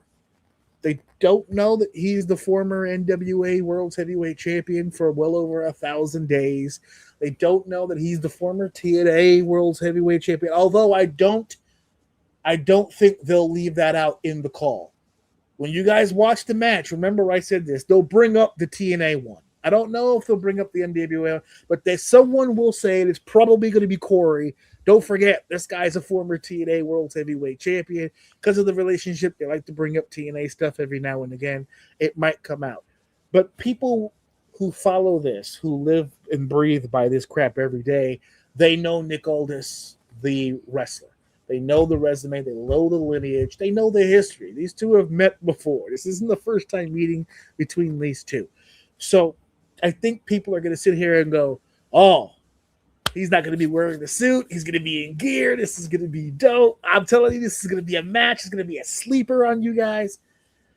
Maybe it will. Maybe it will. I have my doubts. I think this is going to be booked in a way where it's going to be Gunther, the career killer, against the general manager of SmackDown. I think that's the way that it's going to be billed. I think it's the way it's going to be put together. I don't think they're going to make Nick Aldis look like a bitch. But Gunther is going to, I'll spoil it here, my pick. Gunther is going to win this match. He's going to dominate in this match. Gunther gives everybody hope spots and he gives everybody light. But I think don't get your hopes high. Don't overreach yourself, especially for those who, Steve, correct me if I'm wrong, but even when he was at the peak, phenomenal technical wrestler. Yeah. Wasn't exactly known as this bombastic personality or this overwhelmingly athletic competitor in the ring. Very British style, very nose to the grindstone kind of. I mean, fit Finley with a better body. It was just very ironically enough, in the box wrestler. Ironically enough, very similar to what Gunther is, but Gunther is on a very elevated level of that. He's a diet version of Gunther is with less dominance. But we're talking about style. A lot of ground and pound, a lot of grabs, a lot of, he'll throw a drop kick. You'll see him throw a drop kick, maybe a suplex. That'll be the most exciting thing that you're going to see. That's his high spot. Exactly. That's his high spot. Yeah, exactly. Yeah. And as far as like his abilities outside of the ring, phenomenal promo, but different. Eloquent, well-spoken, heel or babyface. He always kind of had a demeanor about him. He's not a boisterous, kind of catchy kind of promo that somehow Gunther has kind of become, right? I didn't always think of Gunther when he was on the Indies as a immaculate speaker, but then he goes into the ring and he calls Damian trash and he's garbage and he's street trash. I've never seen a grown man cut another grown man down the way that motherfucker spoke. He cut Damian so bad he took him out of the world title picture. I was just gonna say that. It was like he made that fool. He put his ass on weight by time. Yeah, I was like, that boy went from the penthouse to EBT just like that. It was overnight. But Nick is not that kind of performer. Joe started from the bottom. Now we back. Yeah, Joe. What are your things? Started from the bottom. Now we back. See. Joe, what do you think about this particular matchup? Are you anticipating this outlandish? I would be shocked if it was outlandish. Even though I know he had wrestling, wrestling, baby, yeah. We're gonna go hold for a hold. They're gonna put you in a headlock, then a side headlock. They're gonna put you in a chokehold, a sleeper. Dare I say? Can I make a bold prediction? Ooh, one hammerlock. Hammerlock. That's it. Right there, right behind. Test the strength. Test the strength. We're gonna test the strength. Love a little bit of that. Yeah. You were doing a honka. I don't know what. I'm just thinking about. He likes the tall women. I was climbing. I'm sorry. In my head, and my hands were doing two different things. You were still thinking about Raquel. I've done a test of strength in the ring where you do the whole dominance thing. Yeah. I've even done, and this is a inside joke that only a few people would know, but I've even done the quiz of weakness.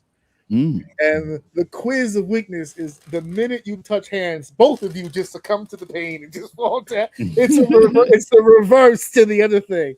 So shout out to the authentic Brandon Lewis for that one. That was one of our favorite little spots there. The quiz of weakness. But yeah, this is not going to be the match that I think. No, I think it's going to be like Pat McAfee. Like if they're going to do it right. I mean, it's the same type of build. Like, kind of goes too far, testing authority, and authority finally pushes back. Storyline, but Gunther just kept messing with Cole and just pushed McAfee to get involved. And Pat McAfee just had a dream of being in the ring for a little while and doing his thing. And then he quickly regretted that. Yeah, right. Hey, you get a chop from any of those big dudes. It's like, I don't think I'm gonna do this. I'm gonna go to the commentary table. I'm gonna go right back to just talking shit. I just think it's not gonna be anything. I mean, it would be amazing if this was the sleeper hit match of the night. I would be very impressed, but I doubt that. I think this is just gonna be a fun, slow match just to kind of maybe bring things down from the excitement of the match before. Dave, I have 1 million clips on YouTube of us on this show praising Gunther. Full package. What a great wrestler. Oh no, all yo intended. The last clip, there was a clip that I just recently scheduled to be released. It was a throwback to last year's SummerSlam. I posted some old clips from last year's SummerSlam when we reviewed last year's main event of Punk and Gunther, and there's a clip of you where you said Gunther, you were disappointed he actually didn't retain the title in that matchup, that he deserved a longer reign, very similar to the one that he had with the Intercontinental title. That was 1 year ago, where he was in the title picture, he was the champion, we were taking this ride. I think even at the time we thought maybe a stutter step, right? Punk's not going to hold it forever. Gunther's on a groove. He hasn't held it since. So let me ask you this question. Does the nickel, this match, while a spectacle, while it's making some noise on the internet, is this taking him further away from where we really need him, which is in the title picture? And not further away. He's on hold. He's just on hold. And nice. He's on hold because there's other things going on.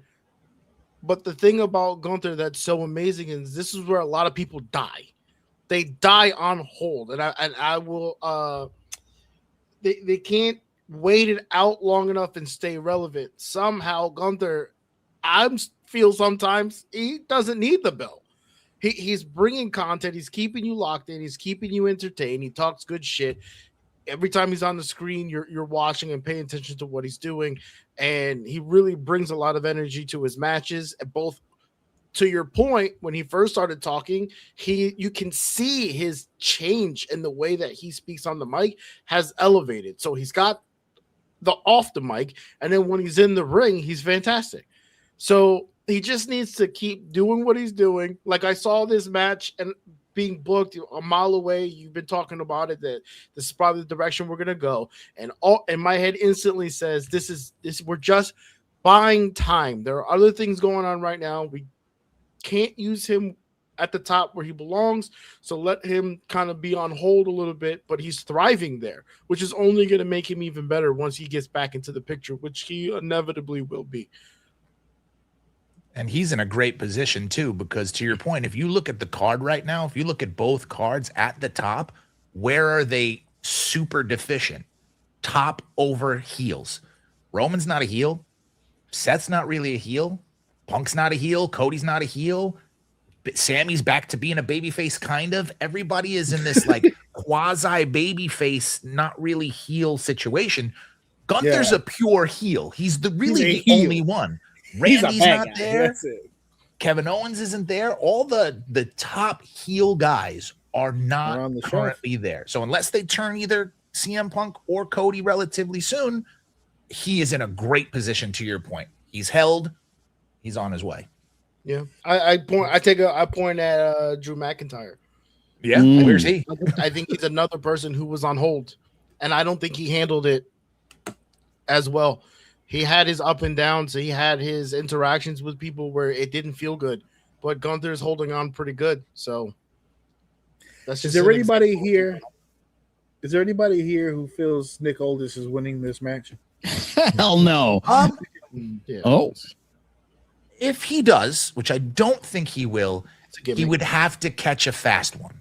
It would have to be like John Cena.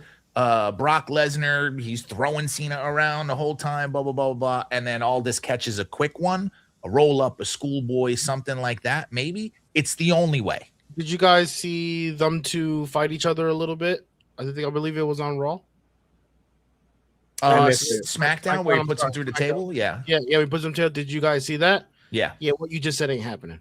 I don't think it's happening. If you see Nick's legs wobble, the chemistry is bad. Like, I just hope they make it look good. That's where I'm at with. Just make it look good, because Nick. Don't get me wrong. I'll shoot him some bail. He had a really nice suit on. That's true. That man is always dressed to the nines. He's going to be in gear on this Saturday. He'll be in gear. It didn't rip, so I will shoot him some bail. But it didn't look good. Those few seconds. But that's the only way he can win, because if I'm not saying that he is, I want to specify that I'm not saying that he is. Not my pick. It's the only option they would have, because would you believably think that he's going to hit a finish and get over on Gunther? Does anybody even know what his finish is right now? I was just thinking in my head, it's like, what the hell was exactly? It's called the untie, where he takes his tie off and chokes you with it. Oh my God! It's called the kidney pie. I call that the old David Carradine special, right there. Don't forget the lemon wedge, folks. Don't forget the lemon wedge. Atomic drop. Keeps you awake. Inverted lemon drop, I guess. Something like that. All right, boys, we're off to the next.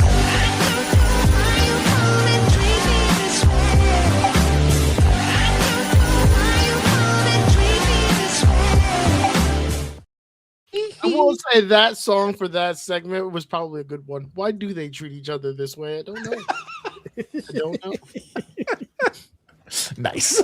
They kind of went from not knowing each other to hating each other. I did not put this much effort into thought when it came to this song, and now it's the greatest decision I've made in a very long time. Okay, it's time to talk about the real deal, folks. It is Hell in a Cell. It's Hell in a Cell. It's Brock Lesnar. It's Brock. I mean, yeah, everybody growls. A good phlegm to voice ratio. It really is. I gotta tell you, I've got to tell you, I'm excited. But here's the thing: we've really relied on the shock and awe of things. The first match, we all sat here and said, "In and out, in and out. Get this match in and out." The rematch for Clash in Italy, kind of a same deal. Their strength in this match seems to be pound, power. Let's get it. Big moves, big sells. 1, 2, 3. Let's get the hell out of here. Slapping wrestling. Big meaty men slapping meat. Yep, exactly. I appreciate the fact that Joe is going noir with the rest of the podcast here. Hello, darkness, friend. I know, that's what I was thinking. Where's the raindrops on his screen? What's with the hair? What's with the emo hair going across a flock of seagulls? like yeah. I have to ask the question now, since that's the formula that we've been conditioned to have with these two guys. Does that fly in Hell in a Cell? Are we going to need a much longer, not much more longer, but you can't do 6 minutes in Hell in a Cell. Well, what's the fastest Hell in a Cell? I'm going to tell you right now, it wasn't 6 minutes. The fastest might have been, they did one on TV. Was it TV? Was it Roman and Rey Mysterio or something like that? Or somebody had a fast one a while ago. I mean, if you took out all the medical stuff, probably Mankind and Undertaker. No, that was 15. Yeah, if you eliminate the time to make sure he wasn't dead. Yeah. That probably was a much shorter match than we think. If you encapsulate all the times that is he rapping? What do you? He's cutting a promo right now for someone else while he's on the air with me. Yeah. He's doing a pre-interview for Captain Squadron. He is a businessman. All right. We've always made fun of this man for plugging. Now he's promoing. I can't figure out how to unnoir myself. I was like, let me phone a friend. Hey, really quick, I'm on the show. Can you help me unnoir? I said, I don't know what happened. That friend happens to be from the Captain Squadron, available 9 o'clock Fridays. It's working for you. But do you count John Cena, Alberto Del Rio, CM Punk, and Dolph Ziggler, and Jack Swagger went 5 minutes on Raw? Oof. It wasn't on Raw. It was it was on Raw technically, but it was the dark match after the show. Oh, so it wasn't televised. It wasn't on It wasn't on TV. The Revolution will not be televised. 1 second is what that. Yeah, that sounds stinky. That sounds real stinky. Did you hear that sounds terrible. And the whole, I remember that match being talked about. It wasn't televised, but I remember the reason why it was 5 minutes is because they did what's called a waterfall sequence. That's the one where you do the. Let me put it. You can't go chasing waterfalls. The waterfall sequence, the rivers and the lakes that you're used to. A waterfall sequence is when you have multiple people in the match and they're in the ring, and you see one finish cascade into the other, right? So it's like the Avengers. Austin does the stunner, boom, he bumps out, turns around, catches a choke slam, boom. After he choke slam him, he turns around, he catches this, bam. Another person catches that, and then it goes back to the guy who started it, rock bottom, boom, and everyone's laid out. It's a waterfall sequence. What about Mankind? They did that on Raw. I'll count that one. That was on TV. But that was more. I mean, I counted. It was an actual match. 7 minutes, 41 seconds. Right, and that was to promote an upcoming program. I think wasn't that Kane and Austin they were building towards, where it was like it was going to be the First Blood. That would have been what 98. Yeah, about 98. Yeah, so I counted. It was definitely a televised Hell in a Cell match, but it served a greater purpose. I agree with your notion though about this needing to go longer though, because I need and want more out of this. 98, by the way. You guys are ridiculous. I don't know how I can't remember what I have for breakfast. I don't know what the fuck. You looking up? Losers. I don't remember what you had for breakfast. Nothing. You forgot breakfast. That's not true. Damn. I had a big breakfast. Worst meal of the day. Hey, all right. Oh man, but yes, they definitely need to put in a little bit more time on for this match. I think the 6-7 minutes, the in and out stuff. Now, the only problem I have with that is for whatever reason, recently in cage matches, not just Hell in a Cell, it's just become a thing in cage matches all around. And it's spreading into different companies. It's not just a WWE thing. The weapons in the cage. Weapons being in the cage. I'm sorry. There's a time and a place for it. I don't think it should be eliminated altogether. But I think in a story like this, I don't want it. You don't need it's two men trying to prove a fucking physical point. I don't think you need a lot of it. Right? So, like, I think a good recent example of turning that tide a little bit, I think Drew and Punk had a very decent Hell in a Cell in terms of not a lot of weaponry. They had the steps, they had a few things here and there, but it was nothing really egregious, right? The ring is not littered with tables and chairs and thumbtacks and all this other stuff. So, like, for this one, I want to fight. I want to fight. I want two guys locked in a cell with no other recourse than to just beat the teetotal shit out of one another and have at each other and just go berserk. And one winner at the end of this, we may differ on opinions as to who that winner should be, but I think that it's important to finish the story as it's been told. To zig now after all this zagging would be weird because that's how this has been promoted from the very, very beginning. Two powerhouse individuals. Brock doesn't think anybody can beat him at WrestleMania. Oba shows up, beats him in brutal fashion, pisses off Brock, sneaks up on him, challenges him to a rematch. They have the rematch. Brock gives him everything he can handle. Oba's tough to put down, but eventually he puts down the ruler. We've had two instances where both men have been pushed to the physical limits. I don't want this third match to all of a sudden have just kendo shots against one another for no goddamn reason. Has to elevate. Two, like you guys said in the beginning, two meaty men snapping meat, baby. Let's go. Let's have a fucking fist fight. I.e. a Lesnar Taker. When Lesnar and Taker did the fucking the Hell in a Cell at that No Mercy in 2002. Two? Yeah, it was two. That was the one where they kind of broke Taker's hand. He had the cast thing going. Awesome storytelling. Let's do something like that. And enough beating up the cops. No one buys it. No one really thinks he's beating the cops. Also, those are all NXT guys. If you beat up a cop, you're not going to be at work on Monday. No, definitely. Monday, he's not leaving work. Wait a minute. He did it. He's literally African fighting a cop. They're going to go guns first. We know better than that. Being from the community. That's the problem. There you go. Validate yourself. Validate yourself. You have to go into noir. Wait, let me get rid of my color real quick. I forgot. Hold on. Let me go. No, please don't do blackface. I can't change my color. We're live, baby. No, I'm gonna go back to noir, but no, I don't. I just too many buttons here.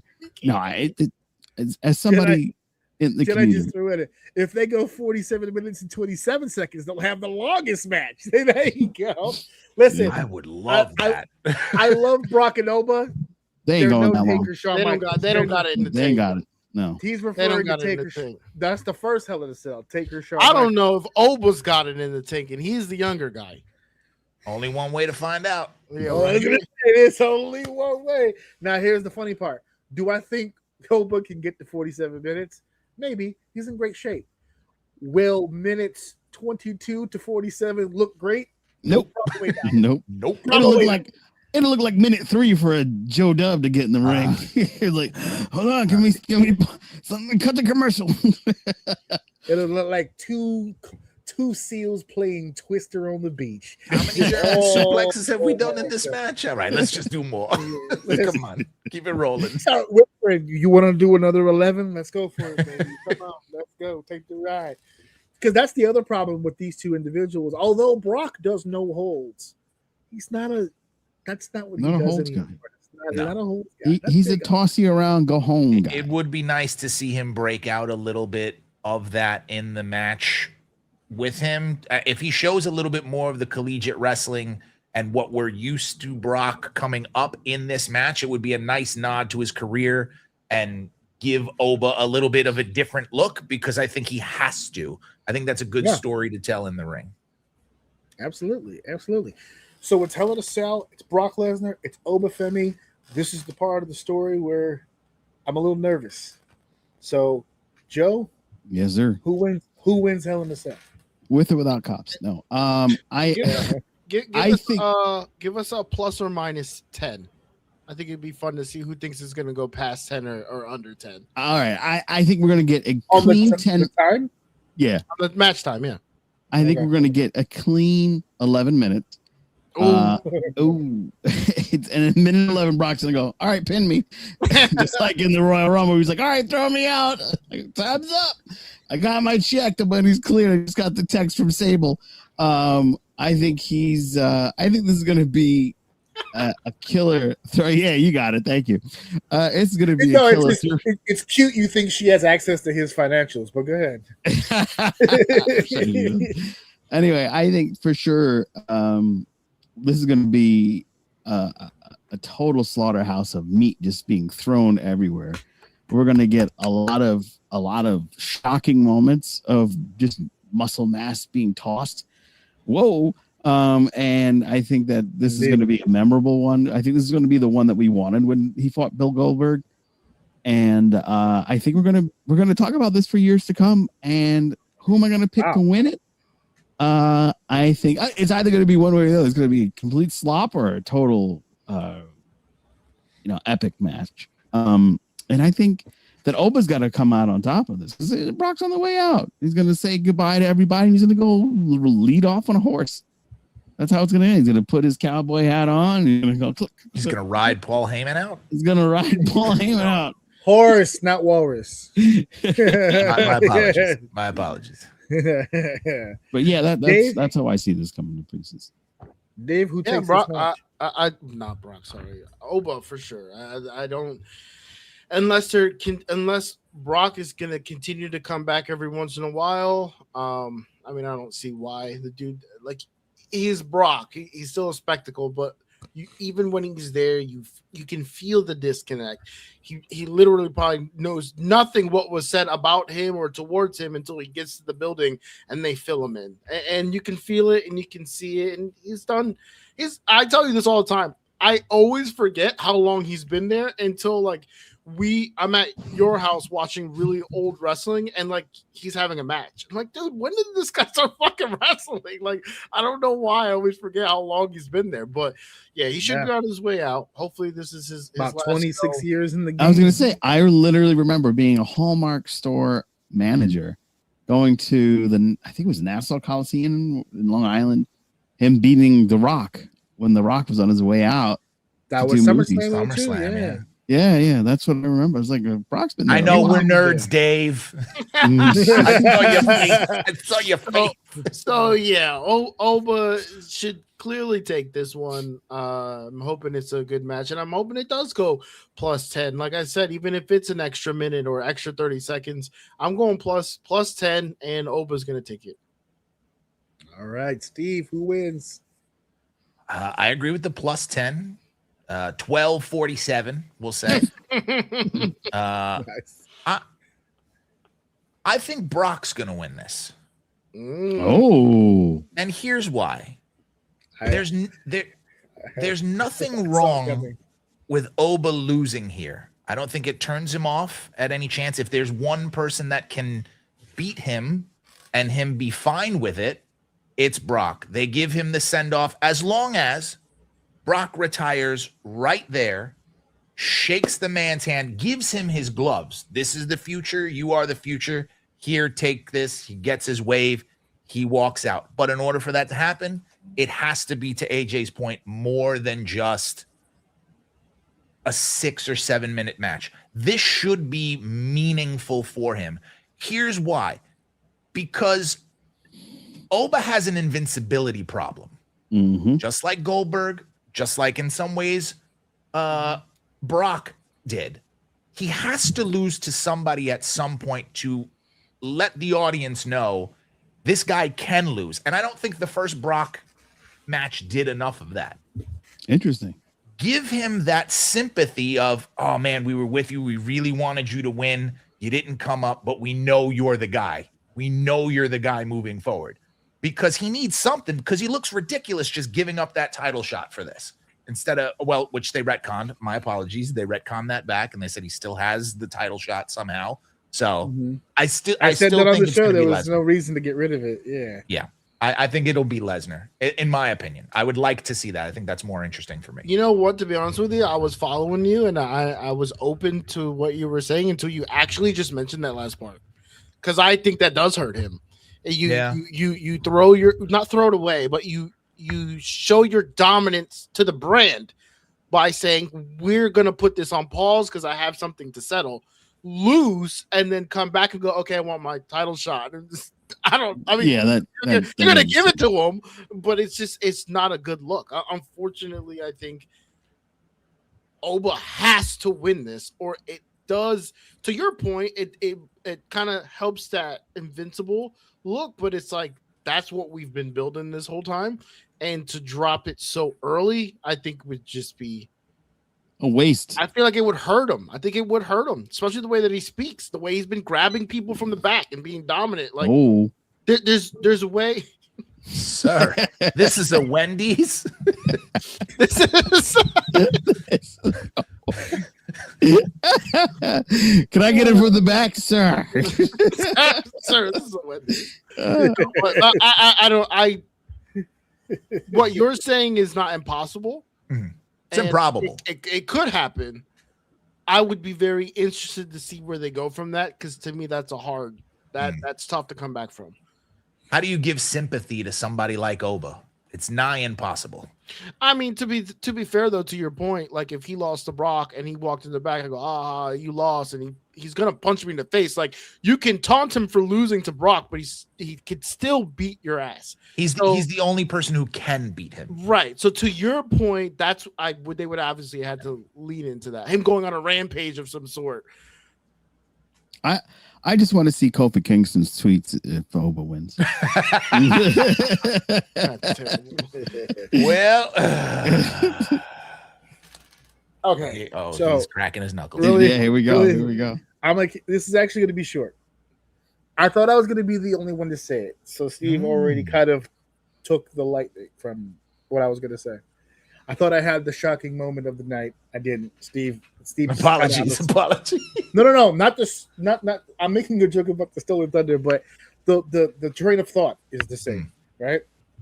The invincibility problem is where I was headed, and I also felt like, and I could be reading this completely wrong, but up until this challenge for the Hell in a Cell, I think it had been completely forgotten, and they have made every effort in trying to remind everybody that Lesnar's never lost in that cell. That there's a streak that is at stake here. It's not just beating Obafemi, it's a streak of Hell in a Cell. They've also began reminding everybody once again that he was the one that ended the Undertaker streak at WrestleMania. Now, I'm not going to sit here and stand on, well, if he was to win, if he was to beat Oba, imagine the heat. It goes a different way. And the reason why I'm leaning, I wouldn't be surprised on either way how this went down, but I'm leaning more towards Brock because, once again, that nerd shit he's talking about, I just remember early Lesnar. Because if you think about it, they keep saying he's, even on the Unreal show, Triple H is like, he's one of the most Oba's one of the most badass motherfuckers we've seen walk through those doors since Brock walked in here. Just that dominance, that aura, that presence, and the way that he was presented. When Lesnar debuted, he murdered 3 people. I count Spike as a double murder. Yeah. But he murdered a bunch of people, right? And then proceeded to tear through the entire roster from the bottom all the way up. He destroyed the Hardy Boys by himself.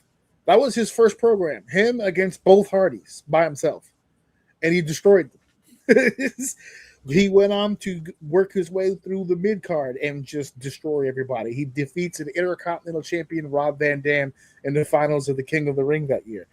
He goes all the way to SummerSlam. 4 months on the main roster. 4. He beats The Rock at SummerSlam for the WWE Championship. He proceeds to leave The Rock and go into a program with The Undertaker that he dominates. He tore through the curtain jerkers, the mid-card, the main event scene, and the legends in 4 months. He got Hogan too in that, I think. And then he got Hogan in there. He got Hogan in there. That was when he put the blood on his chest like that. Yeah, that was amazing. It was burning through everybody. And then out of the blue, we get to the Royal Rumble against, of all people, the Big Show. And he loses. Now, didn't he lose to Eddie Guerrero? There was some. That was year or so later. Yeah. Oh. 2003. There was some chicanery because Paul Heyman had turned on Brock Lesnar. But the build up to that whole thing is that, Brock, you've decimated the entire locker room. You've beaten everyone there is to beat. But he's the Big Show. He's 500 pounds. You can't F5 the Big Show. And they just built this like he couldn't. You can't beat Big Show. You can't beat Big Show. And then he didn't. We could make the argument that a young guy coming up the ranks taking a loss like that would hurt him. It didn't. He ended up getting into a program with Big Show where they exchanged wins and losses, with the idea at the end of it being, yes, I lost to him. Yep. I would fucking kill you.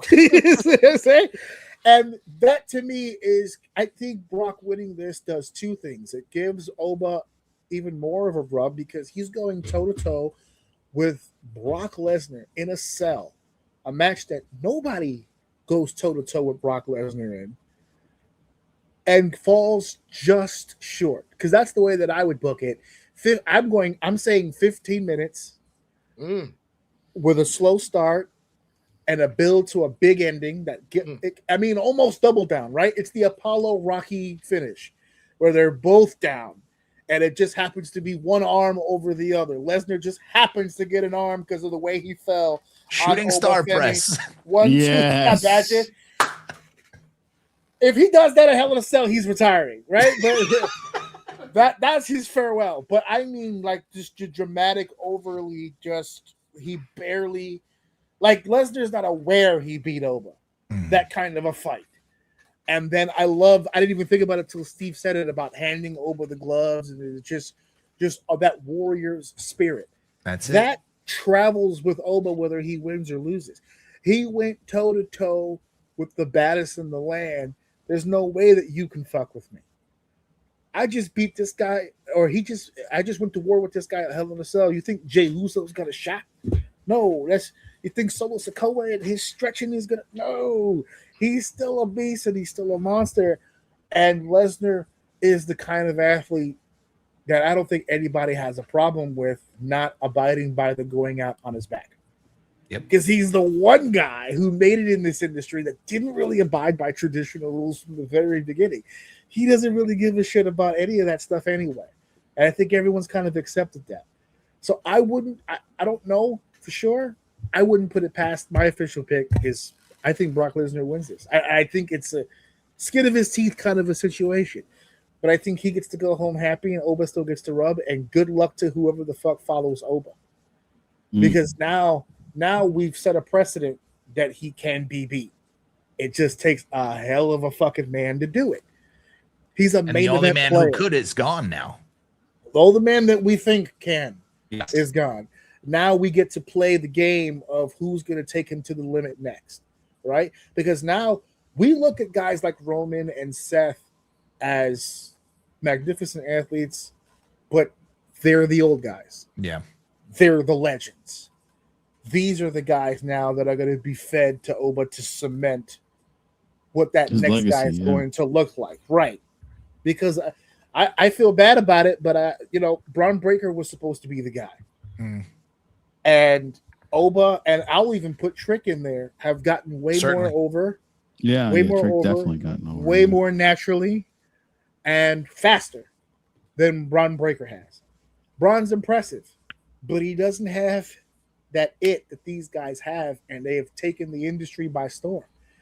So I wouldn't be surprised. That's why I said, start a line. All right. So they're going to, I think everybody here has made their picks here. Boom. And we are going to go to the next one.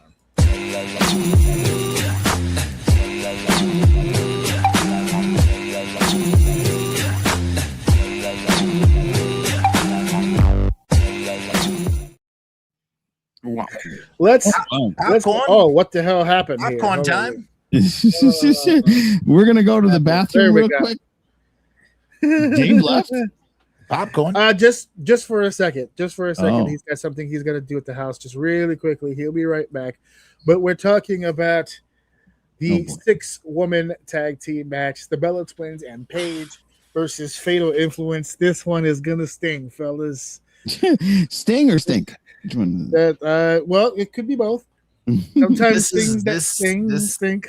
This is what they call the let up. This Well, is if the you let up, notice, I placed this between Hell in a Cell I and did. the world I title did. match, which is So- exactly where it will be. So don't let that be an indication of anything else. Let's talk about this as professionals and just say that Okay. the Bellas and Paige against Fatal Influence, JC Jane, Lainey Reed, and Fallon Henry. And to be honest with you, I feel bad because this is exactly where it's going to be placed. This is it's going to be something in between. It's going to give the audience a come down. I don't think the match will necessarily be terrible. As far as workability, I think everybody in here has kind of their niche, you know. We were just saying before about Hell in a Cell maybe needing a few extra minutes. If you need to, you could take a few minutes from here and slide that into the Hell in a Cell. This is what they call a 6-minute classic. Mm-hmm. There you go, six. You know, classic. hey, look, that's 360 seconds, right? We can A minute a person. There you minute go. a person. One We in, can one out. make One this in, one work. out. Let's go. Did Yeah, you see it? it- Did you guys? Did you like that? That was my live, reenactment of what's going to be happening when this fucking match is going on right now. That's why I said popcorn. Popcorn. I gotta go potty. Look, no And disrespect to the point that ladies, you're but yeah, saying, go ahead. All disrespect to this. it's less about the in-ring product that's going to happen and a lot about this makes no fucking sense and was thrown together like a sock left in a dryer, just going round and round and round. They even took the titles off of them to build this up for some reason. I don't know. It's so weird. I don't get it personally, but Same. it is what it is. I don't want it. My apologies for not remembering his name. I don't remember damn near anybody's fucking name. It's been that way my whole life. The guy we spoke to last My time, name's Jeff. when he's saying he was a Nikki Bella fan. Who was that? Oh, Lex G. Okay, Lex G. listen. It's because of motherfuckers like him that we keep getting bullshit like this. 'Cause the only thing that makes sense to me is they make money. Yeah. They make money. They just make money. They make buku dollars. They pull it. That has to be the reason. I can't fathom anyone wanting to watch this. I mean, She outside looks of the terrible. obvious She looks reasons. terrible running to the ring. Cut for time. The old CFT, baby. Cut for I don't know. This is terrible. time. It's terrible.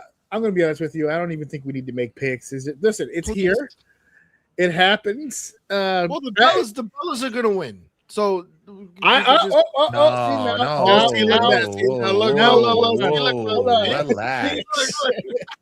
Relax. If for no other reason, there's no other reason. I thought you didn't care.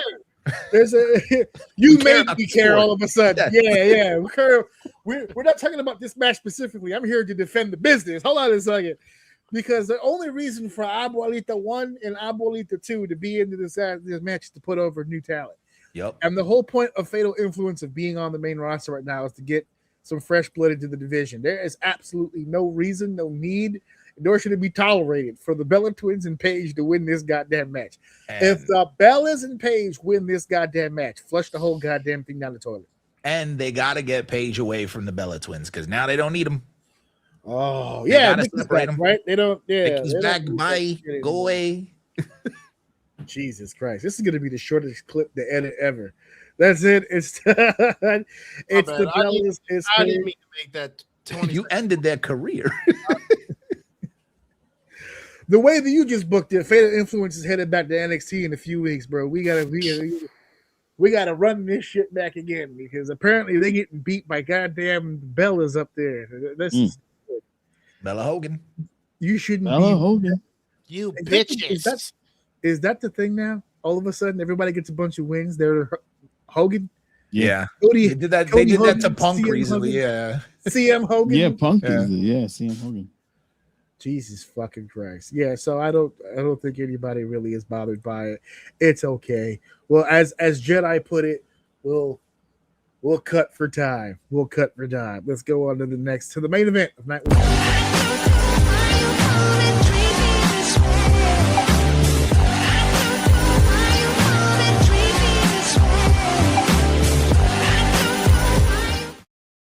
Now I want to walk off.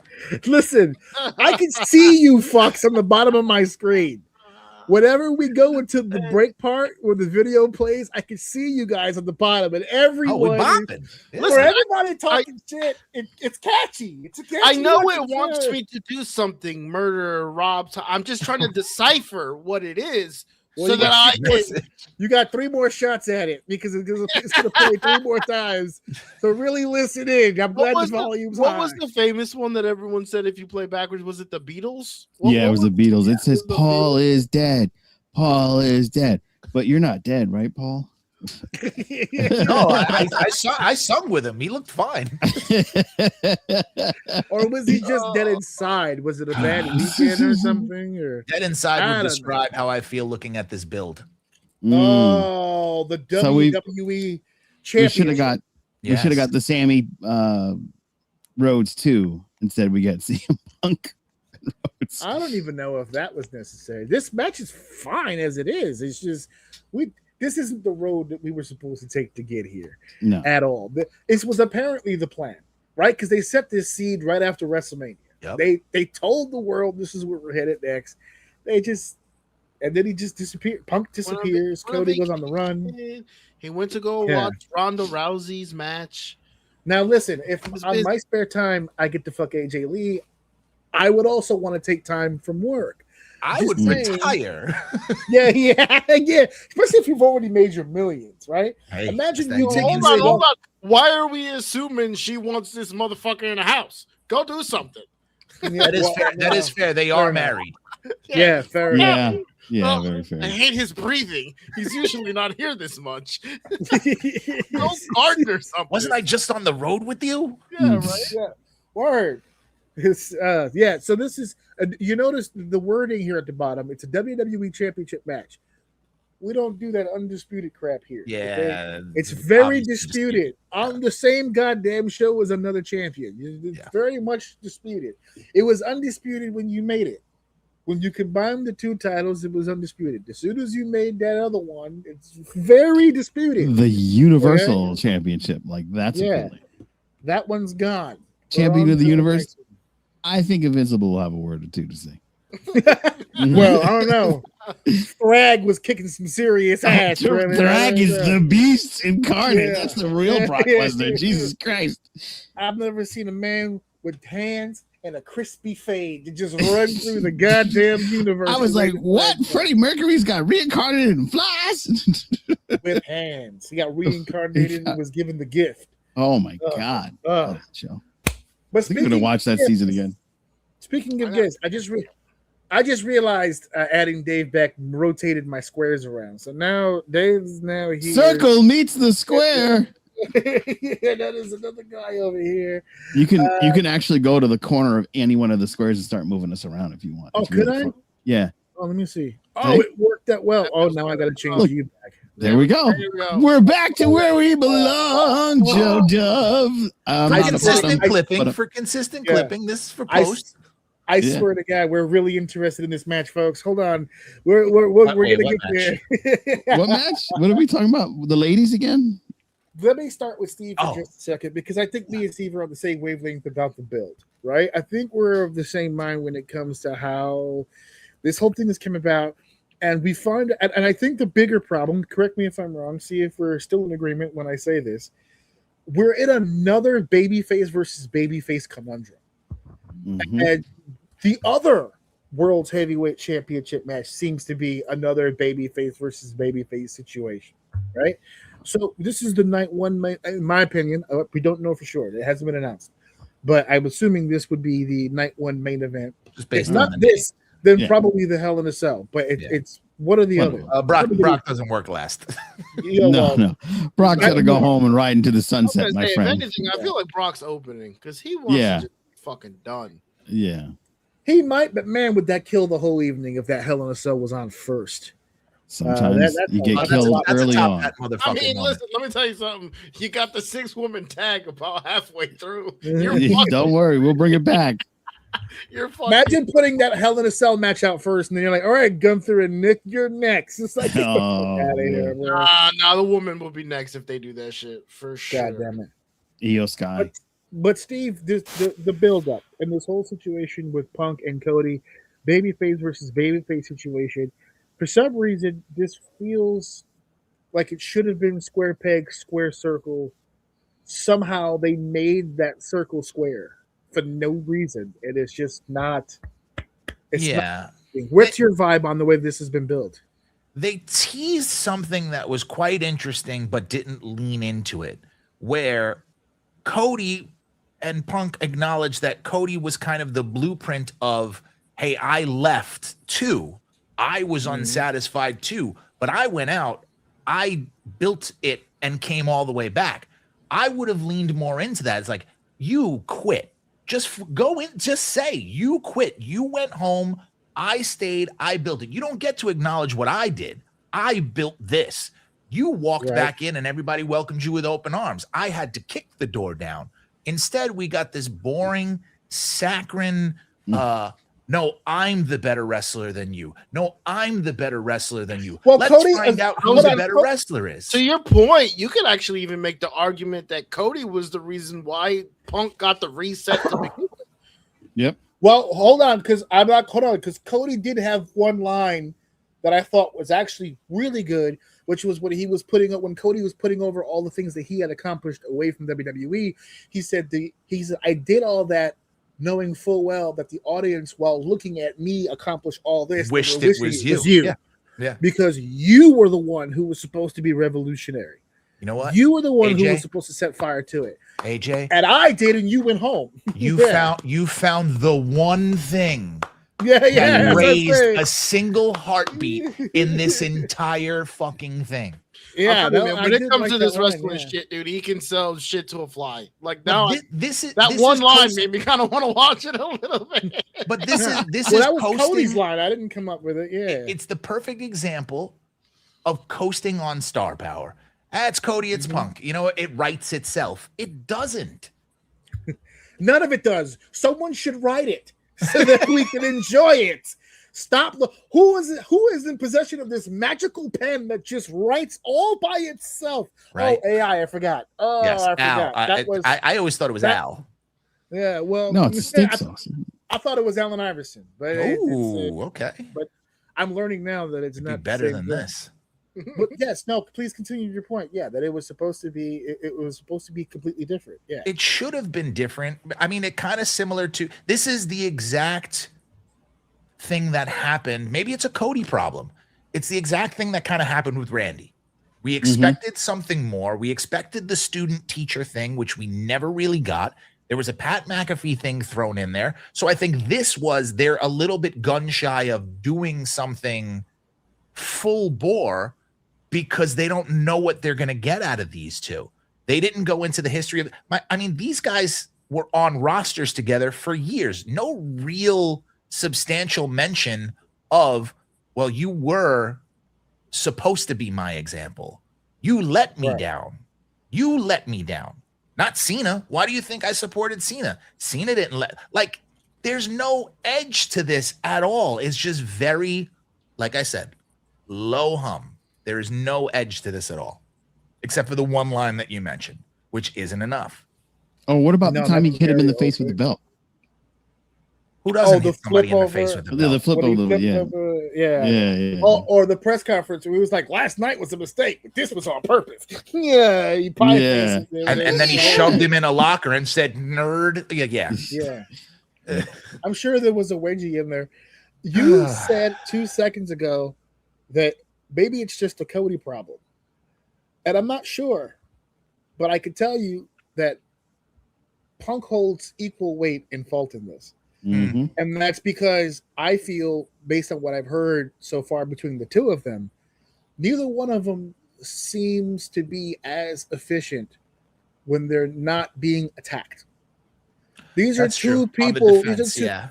These are two people who are talking to each other intentionally with no vitriol. Oh, I respect you. There's no, like, Drew on a week-to-week basis called this motherfucker a bitch to his face. Man, I miss and on social media every day. He gave Punk fodder, right? You flip it to Cody. Cody's best promos are usually when he's responding to some stupid shit that the other guy across from him is doing to him.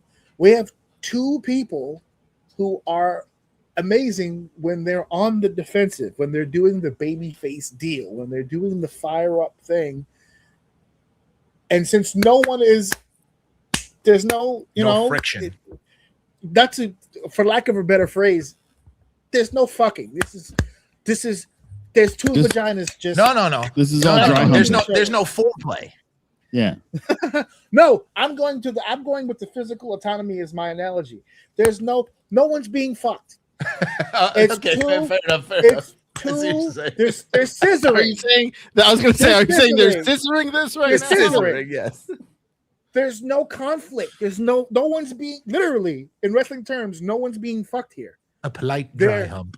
Yeah, they're mushing clitorises together, hoping and then like that one line I mentioned was like a real sensitive spot, but I still can't get there. Right? Yeah. No, that's the benefit of a heel babyface. The babyface needs to be fucked by the heel so that the babyface has a reason for comeuppance and getting revenge on the heel. We have two babyfaces that are just kind of mildly irritated with each other at the moment because they still haven't even swung at each other.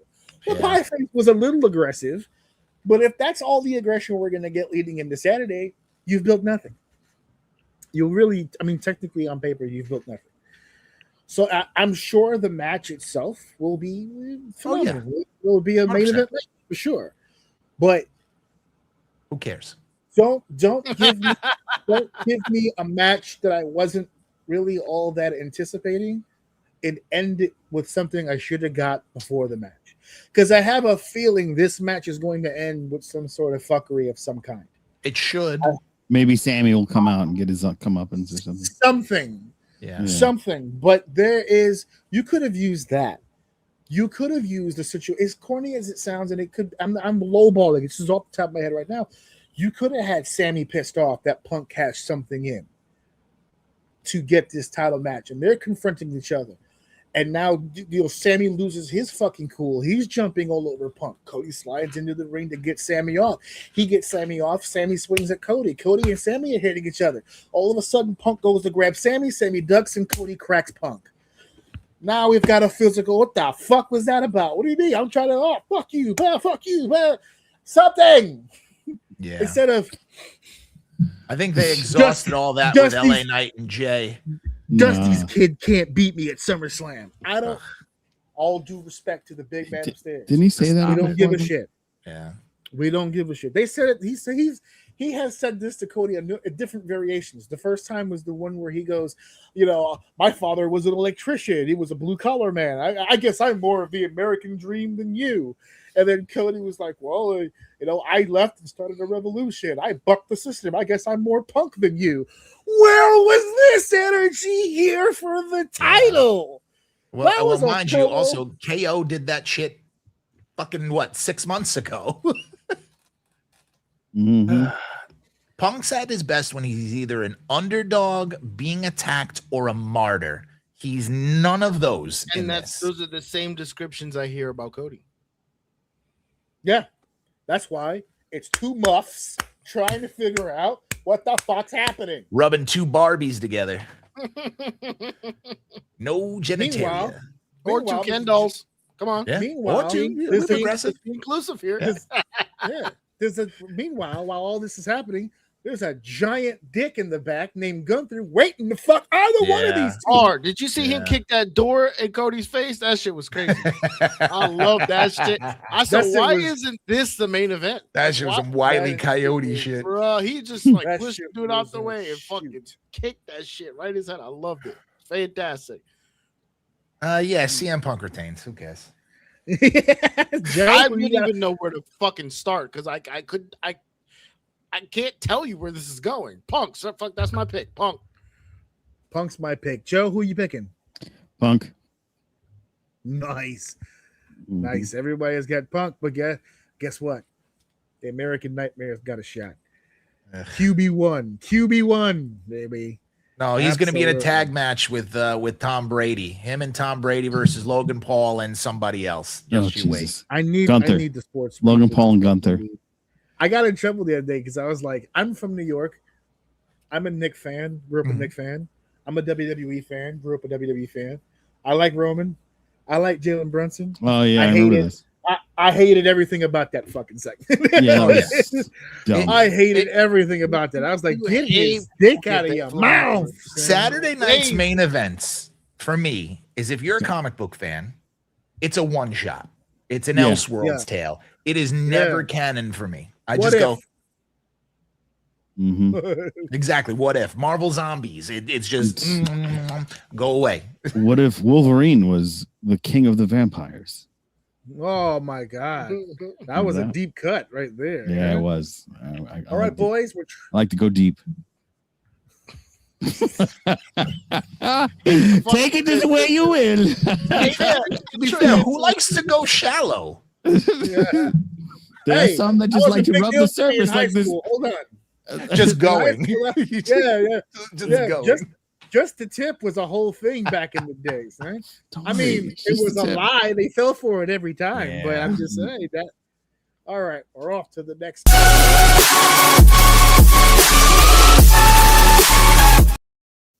It's very loud. You know what? You did say it was coming. I forgot. I said I forgot. I took the headphones out. I was like, oh yeah, this is gonna hurt. Yep. I'm glad you're. I'm freaking deaf. It just sucks that I want to go in and lower it. So in post now, I gotta go find the 10 seconds. So lower it out. Yeah, way the fuck down. I know that's that. all right. Oh man. Night 2. Actually, you know what's so funny? Before we get into this really quickly, Joe and Steve and Dave to a degree, because you used to upload too. I made a huge error just the other day. I was in the middle of uploading shit, and I accidentally deleted like a whole full fucking episode of the show. Jesus, oh man! And I was like, please tell me I have it on my drive somewhere. Nowhere to be found. I said, am I gonna literally? And I didn't get a chance to upload it to Podbean audio wise, so there's like no. It doesn't exist of it all whatsoever. But I just recently found out that StreamYard has, because I always assumed that StreamYard does the backup for the lives. I didn't know that it backed up our recordings too. Yeah, it does everything. Yeah. Yep. So I still had it. I just had Sounds to like you should have just called the founder of To Be Seen. Who's that? Joe Dove. Who's that guy? Who's that guy? You can find him live guest starring on the Captain's Quadrant Fridays. Real quick, when you delete out of StreamYard, it's gone forever. But if you don't delete, it fills up your memory. So you might want to go back and clear it up. I did once I figured out that there was a whole library of that happened to me too. I was like, oh my god, what is all this stuff? When I went back and saw that, I saw like the last 10 sessions that me and Dave had done, and I was like, Jesus. And then I look at the bottom lower left where it's like you have like 50 gigs. I was like at 48. Yeah. So that would have, had I not made that mistake, we would have been recording it, would have cut me off. Yep. So, or and right in the middle, it would have been like a TKO thing. Hey, for $9.99, you can get the upgraded version.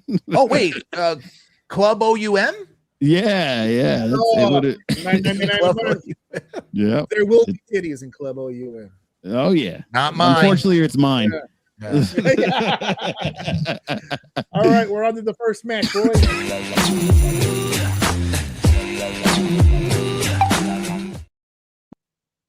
It is time for us to discuss, outside of Liv Morgan, the other thing that annoys me: multi-person ladder matches. I guess we'll say person here because this one is a multi-women's ladder match. Can I say one positive thing about this match before everyone goes on a tangent? Sure. One positive. They have 3 tall ladies in it. Yeah, you're gonna be bricked up this entire match. God, I'm gonna have They to just won't stay need in the my ladder, room for They this can match. just climb him.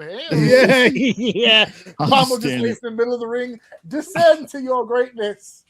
So, one positive thing I'll say is that the only time we ever see a multi-woman ladder match is when there's another ladder match, right? Money in the it's Bank true. ladder match. Money in the Bank ladder matches happen in the same night. We got the women's match. We got the males match. On this event, the stage is theirs. They will not have to sit back and wait to see what the guys are going to come up with and then act accordingly. Well, they're using the trash can thing. We won't do that. Or, oh, they're doing a break spot here. Let's not do that. The stage is all yours, ladies. Now, we have 5 women in this match. Of the 5, I got, in terms of, builds here, we got a super athlete here, and we've got 2 powerhouses here, and we've got our comedy spot lady here, and I love Jesse.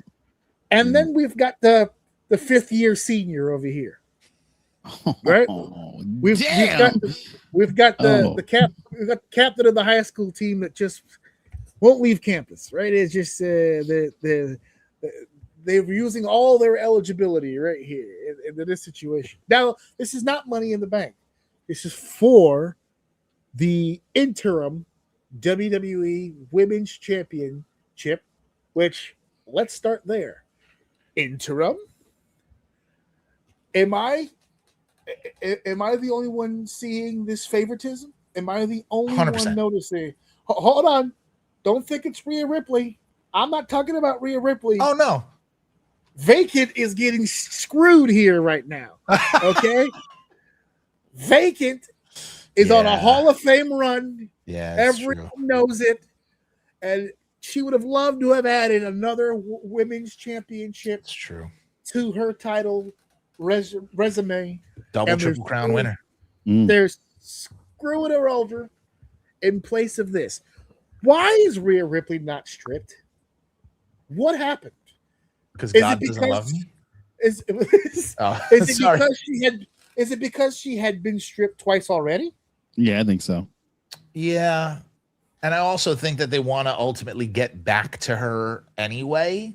I think that they're not sure the severity of the injury, whether or not it's going to be, a 6-month, a 3-month, a year-long thing. So they want to give themselves wiggle room so they don't have to destroy all of their plans. If she is healthy enough where they can plug her in play here, and this kind of goes into, when we get to the picks, I'll talk about who I think is going to win. It makes sense for them to do the interim thing as opposed to just strip her outright. That's the reason why, in my opinion. I don't think it's right. I think it kind of muddies the waters, but I think that that's why they did it. So currently we have, that's the wrong way to phrase that sentence. Rhea Ripley's injury is a torn meniscus. So that usually tends to be a few weeks at the very most, but it must be more extensive considering that she tore it a while ago and she still.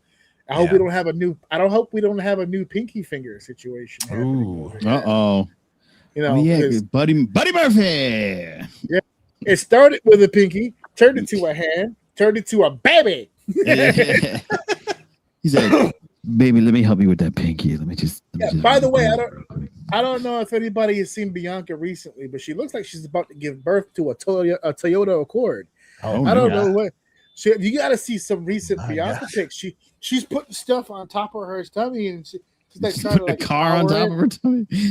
Well, the car is inside. I think personally, but I thought it was more of a Tercel. But now I look at Buddy Murphy, and I say to myself, "This man, he's a manly man. He looks burly. He's got the Viking look thing. If he really grew it out, he could really give that thing. He has to be pummeling this woman into submission. So the last thing that I need now is for her to be healed from a torn meniscus, only to then still be out due to a. Don't put that voodoo on that girl. Yeah, don't put that voodoo on. Don't put that voodoo on that girl. Maybe she's pegging him. She's in that dink life right now. She's a dominant woman. Maybe it's the reverse. Maybe Buddy's taking. Maybe he's pregnant. How about that? I saw twins. I never said any of that shit. No, Junior? What was it, Junior? Yeah. I'm pregnant. Yeah, you're mixing up your Arnold Schwarzenegger, Danny DeVito films. Yeah. Which is fucked up because there was only two. Yeah. 50-50 shot. I blew it. Sidetrack from this. Did you ever hear the pitch for the third one? Oh no. God. I'm not third one. I'm sorry. It was the twin. It was the sequel to the Twins. They only had one, but there was a pitch for Twins 2 for it to be Arnold, Danny DeVito, and Eddie Murphy. Oh no. Eddie Murphy Take my money. That would have been pretty fucking funny. You're laughing. Oh shit! I'm interested. That would have been the worst movie that I ever spent money day one to see. Yeah, day one, opening day. And I saw Black Widow, so that means a lot. Listen, man, Eddie can go wrong. Dirt. Tiffany Stratton, Charlotte Flair, Jade Cargill, Chelsea Green. This is a mistake on my part. I left it because I feel like it's still the direction they're going to go. But this Friday, Lash Legend and Julia will compete for that final spot. But it's Julia, so they're probably going to put Lash Legend in there. Well, you don't know Lash Legend could get a lash in her eye and just not fall only over. because it's just Julia, but to your point that you were making earlier, if for ladder matches when they're successful, you have to have different types and styles and somebody to, I don't know, base people and hold the fucking ladder. And Lash Legend is one of the powerhouses in there. You need a little bit more of that, so it makes perfect sense. If you have Julia in there, it doesn't work. Jade's a powerhouse, but she's not exactly like Lash has like size to her, right? Yeah. Like a pure athlete. Right? Like this, yeah. You could fall on Lash. Lash is just all right. Get off me. You know what I'm saying? Like, hey, get the fuck off. Is there any based on the names that we see here? Let's put our thinking caps on and then put on. Cap. Look, we need to put on our reality helmets here. Let's look through reality. It's a shame I don't have. I didn't make my own to be seen hat. Am I wrong in saying based on this list, it's maybe two possibilities here? Yep. Of a winner here. Maybe two perceived ones. Mm-hmm. One actual one. Okay. Let's see if we're all on the same page. Who's your actual one? Chelsea Green. To win. The world's title. The interim world's title. And that's the distinction, and that's why, because it's the interim one. She gets to be a placeholder until Rhea comes back. She gets that shot. She gets the shine. She could be the Sami Zayn of the women's division. Because none of these, nobody cares about anybody else here. They're not going to give it to Lash. Charlotte, I don't think would really look good playing second fiddle to the moment she comes back to drop it. It's not really a good look for Jade. Lash Legend's not really ready yet. The one person that I think that could pull that off, whether it be someone we're all in agreement, belt alpha and do it comedically, would probably be Chelsea Green. It's the best choice. Absolutely. Does this make her a champion? Well, she'll be on the list. I mean, Sami Zayn, right? So that's it. So I'm just trying to find out the logic. So you're saying that because of the 5, she's the best choice for Rhea to beat when she comes back? Yes. Essentially 100%. is 100%. Okay. So this ladder match doesn't mean anything. Doesn't mean a goddamn thing. Okay. All right. Okay. That changes my lens. Yep. Now we're on the same page. I want Chelsea Green to win this match. And for no other reason, at least for the same reason that I had called Sammy winning, it gets it on the resume, right? Yeah. It's on the resume. Former world's women's champion. It's there. Yeah. Deserves it. She's not going to be at the top of the division for long periods of time, but she's a player. And she's going to be hilarious. She's one person that can milk that. Yep. And make it mean something without ever getting close to it ever again. And she only has to do it for a couple of months, you know what I mean? And keep it interesting until, keep it warm. It gives the pedigree, to your point. This could be her actual College Station Jericho moment where they gave it to him and then took it away. But that's when people started seeing like, oh, we actually want him to do that. Mm-hmm. Because the money that they see is Charlotte and Jade. That's where they see that money. Tiffany and Lash could be money too. Chelsea's the odd woman out. Give her the belt. I need you to pretend for a second like we're not, because I got the reference. Okay. No, I got the reference. I promise you, there is a bunch of people watching this who do not get the reference. This is Jericho's College Station moment. Yes. That to this day is one of my favorite episodes of Monday Night Raw. 100%. I don't think anybody watching right now will remember it because it was way back when. 99, I think. 2000. April early 2000. Yeah. Triple H, WWF champion. Jericho's been on Stephanie's ass for fucking weeks, insulting him, dirty trash bag hoe, the hoe shebang. Jericho talks himself into a fucking title match, calls in the APA for protection. Triple H and Jericho have the match. Jericho beats Triple H for the championship after a moonsault, line salt. 1, 2, 3, because Triple H was fucking with the referee Earl Hebner all match. So Earl gets pissed, fast counts Triple H. Jericho wins the title. Triple H goes after Jericho, but is stopped by the APA because of the protection. They do this whole thing in the back with Jericho with the belt, but then Triple H drags Earl Hebner into the ring and do this whole explanation about how Earl screwed him over, this whole shebang, and you're going to get fired. They threaten him. They reverse the decision and give the belt back to Triple H. They don't recognize the title change, but that's your point in the fact that that was the test. That was the feeler. How will this audience react to Chris Jericho winning the WWE Championship? And the reaction was phenomenal. And it, I think, led to eventually him getting the opportunity. Turn it to Chelsea. We've got a former champion in Tiffany, a former champion in Charlotte, a former champion in Jade, up-and-coming powerhouse and Lash Legend.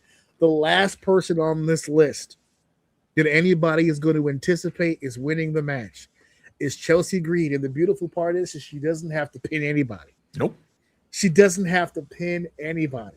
As a matter of fact, this basically it's not only is it better, as champion, I don't need to see her pin anybody. Count outs, disqualifications, no contests, heel shit that she pinned somebody. Anything, chicken shit heel to the goddamn max, and then sets up for the return of Mommy. There can only be one winner. Unfortunately, this will not be a Shawn Michaels, Razor Ramon situation, since we can't end it with the ladder match because we're starting it with the ladder match. Yeah. But 2 belts, 2 women, 1 night. Let's see how this works. Good luck in Survivor Series, ladies. She's gonna have a custom ass belt too. Oh, please, yes. Should we? Because Trick just got his tricked out. You're right. I don't know if we need 2 customized, but although it's the women's world, no, it's the WWE Women's Championship. Okay, yeah, I guess we keep it the same. So if that's his pick, he's kind of convinced me. Where are you guys at? Dave, who are you picking for the ladder match? It makes sense to me.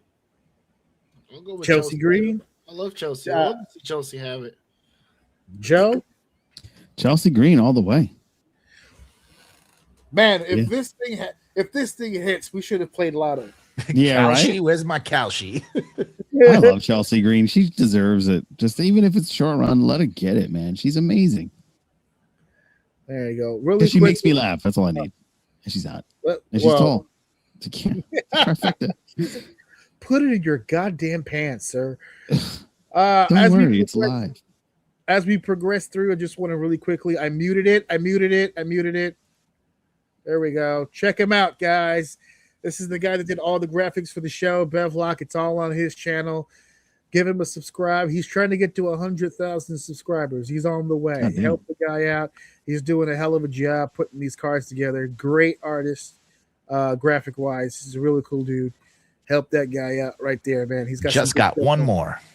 Oh, look at that. There you go, Bevlock. Hero. There you go. I got to double check. Am I following? I'm not good with that. I plug people all the time, and then I forget like myself to like hit the button and stuff like that. I forgot how long it was before I started following 2BC, and he's on the show all the time. Are you sure you don't want to follow the captain's quadrant as well while you're at it? Jesus Christ, brother! And your name is on the microphone. Yeah, that's why I leaned in real tight. Ooh, Jesus. Okay. Oh, yeah. In the back, leaning in, going deep. I'm all full of it today. Again, sir. Wendy's. Wendy's. You're a horny minx tonight, boy. You keep bringing up all these tall ass goddamn goddesses. I didn't book these. It's gonna get me in a way. Look, I'm horny for the next match. Be careful. Right, well, yeah. Is it more tall women? No. No. Oh. Tall men.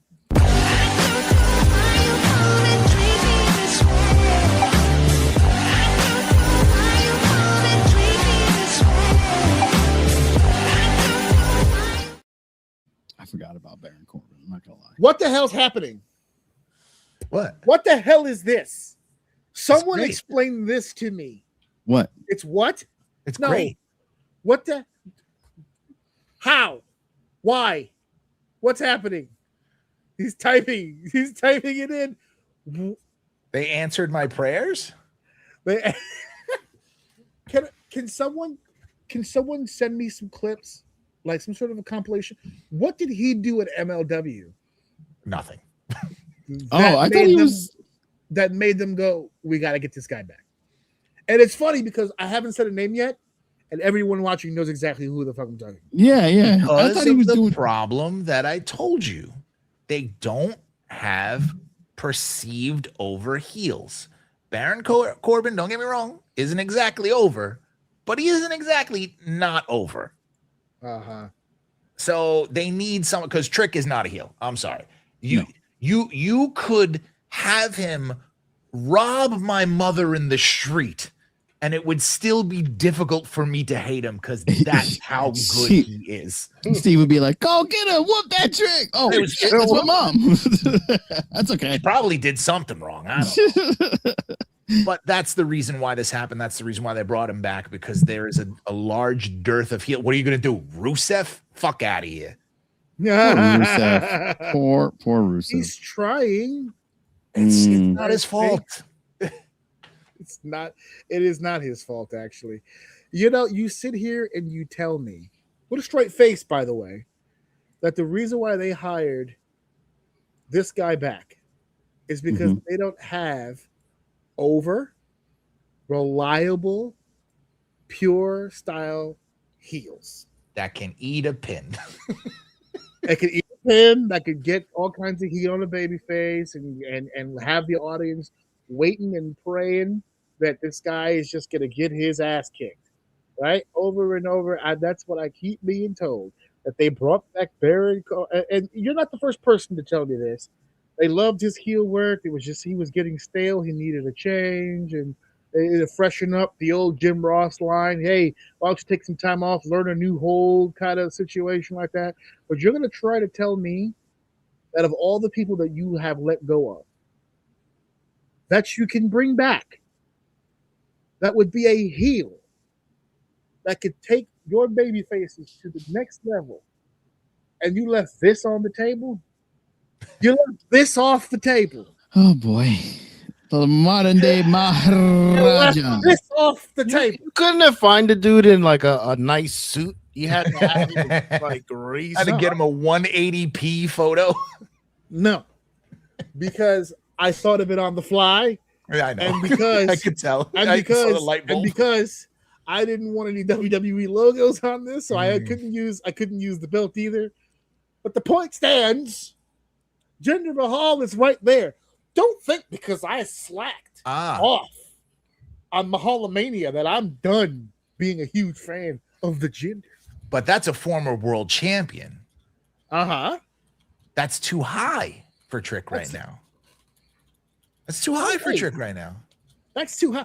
Wouldn't it make Trick more of a star? He's beating a world champion. You think it does more for Trick to lose to Happy Corbin than it is to lose to... I don't think he's losing. Oh, boy. You don't think he's losing? I don't. You don't think Same. Baron Corbin's losing to Trick Williams? Oh no. Yeah, I Trick. I think Trick is winning. I don't. Yeah. Yeah. Sorry, that's what I was Oh, saying. But here's the okay. thing: nobody's gonna care about it in 3 months. If he beats Jinder, he just beat a former world champion. But it's like, but kinda. That's the attitude people have towards Jinder. It's like, you can't even use the thing that would make him want to be beat because people don't weigh it the same anyway. Which I don't think is right. A world champion's a world champion. The WWE champion beating Randy Orton, by the way. That is true. A credible legend. I need 1 second. I know we're live, but We're live. Pal. battery's a battery, and I didn't get a chance to change it during the whole process. So you guys make your picks. I'll be back in 10 seconds. I think Dave's battery's dying too. Dave is he's doing his best impression of Mitch McConnell. I like nice. Corbin. I've always been a Baron Corbin fan. I feel like he didn't get a fair shake. I liked bum ass Corbin. I liked happy Corbin. I like his work, but I do think that Trick Williams is going to win here. He should win here. And you don't lose anything by beating him. And Baron Corbin is a guy people don't like straight away. They hate him. He's easy. He's easy. He's very hateable. Exactly. Absolutely 100% hateable. Yeah. But I think that would be the joke about gender. It would be interesting to have Baron win and just shock everybody. And then it'll be one of those moments where you have a guy going, what? You know. It would be a cool, shocking moment. Right. But it's not gonna happen. But Booker mine, right? Okay. What next? Where do they both go? Yeah. Yeah, because Trick, I can see getting the belt off Trick being a positive because I think they're really high on Trick. Move him up. So Move him up. Yeah. Money in the Bank's not too far from now. I think he's a favorite to be in consideration for that. But you still now have the U.S. title on Baron Corbin. So even if you were to sit here and say that he's a hell of a worker as a heel, but now he would be the heel U.S. champion. So now we need an assortment of faces that we're gonna feed the beast here, at least for a short while, unless he's transitional. Oh, he's transitional. This guy. So who's the baby face you would put over Baron? Dragunov. Oh. Wow. Dragunov comes back, reclaims his, territory in one fell swoop. You've moved Trick up. You've restarted Ilya right there, and it's like he never left. You have him feud with Corbin. You've got the size difference there, the David and Goliath kind of feel. So if he's back as a babyface, you still have that sympathy visually right away. But Dragunov's a fucking killer. So you establish him right away. It's the best outcome for all three men. That's actually not bad. I like that a lot. Right too is you've been changing my mind on a lot of this stuff. Very convincing. It's almost like you do this for a profession. I love this shit too. Student of the game. No, but it definitely makes a lot of logic that makes sense. And I'm not hating on him as a human being. I think he's a cool dude. I think he's worked his ass off. If there's anybody who deserves a second look after the run that they had, it's definitely him. It's just, I remember reading the list of matches off to different friends and family, and as soon as they heard Baron Corbin, said, wait, he's back? I was like, yeah, I know. Yeah. You really haven't had a chance to really relish in the fact that he's back because he's immediately being put into this primary position. But I guess this is like a sink or swim deal. Mm-hmm. You guys feel like maybe it's just like, okay, you're back. All right, you're back right now, and we're gonna see how well you do. Where else could you put him? Yeah, I mean, look at Rusev, right? It's like he came back. Rusev hasn't exactly been terrible, but at the same time, he's not. There's no connection to what he's doing at all. He's doing the first run Rusev stuff again. Honestly, of all of his stuff after that first run with John Cena, where he was Drago and they were basically retelling Rocky IV. The most interesting stuff that he was doing was in AEW as the Redeemer. And that was good, yeah. That was really good. Now he's back to doing some watered down version of In Between, and he's in these odd couple tag team with Ethan Page, who's really good. I enjoy him, but they're both sort of tamping each other down. Yeah. Not as big on Ethan Page as a lot of people, but he's again not bad. It's not like there's anything terrible about him. He's his ceiling is the US or IC champion. That's his ceiling for me. Yeah. So I think we're all actually no. You're picking Baron to win this. I'm picking Trick. Yeah. All right. I'm Trick. Joe, are you still Trick? Trick. Trick. Yep. Yeah, I do not see Baron coming back on a high note because I mean we've got other examples, Aleister Black, Rusev, that just have come back and went, hey, you're back. So anyway, yeah. Well, worst case scenario, we get something decent as far as the match goes. This, to Steve's credit, I don't know if Trick has faced a heel he couldn't out charisma. He's been in situations where he's kind of been the bigger, like Ricky Saints. Yeah, come on. Big fish, small pond in AEW. Yeah. If he was a fish, he'd be the only one to find a way to drown. So I wouldn't leave that to him. Not hard to have big charisma there. Yeah. So Baron Corbin, I'll hand you that. Heel wise, Baron can hold his own against the Trick Williams, so it should be good. So it sucks that he fucking Dave's having some technical issues right now, so he's gonna miss this, which sucks because this is awesome. Guy. This is We're on to the next.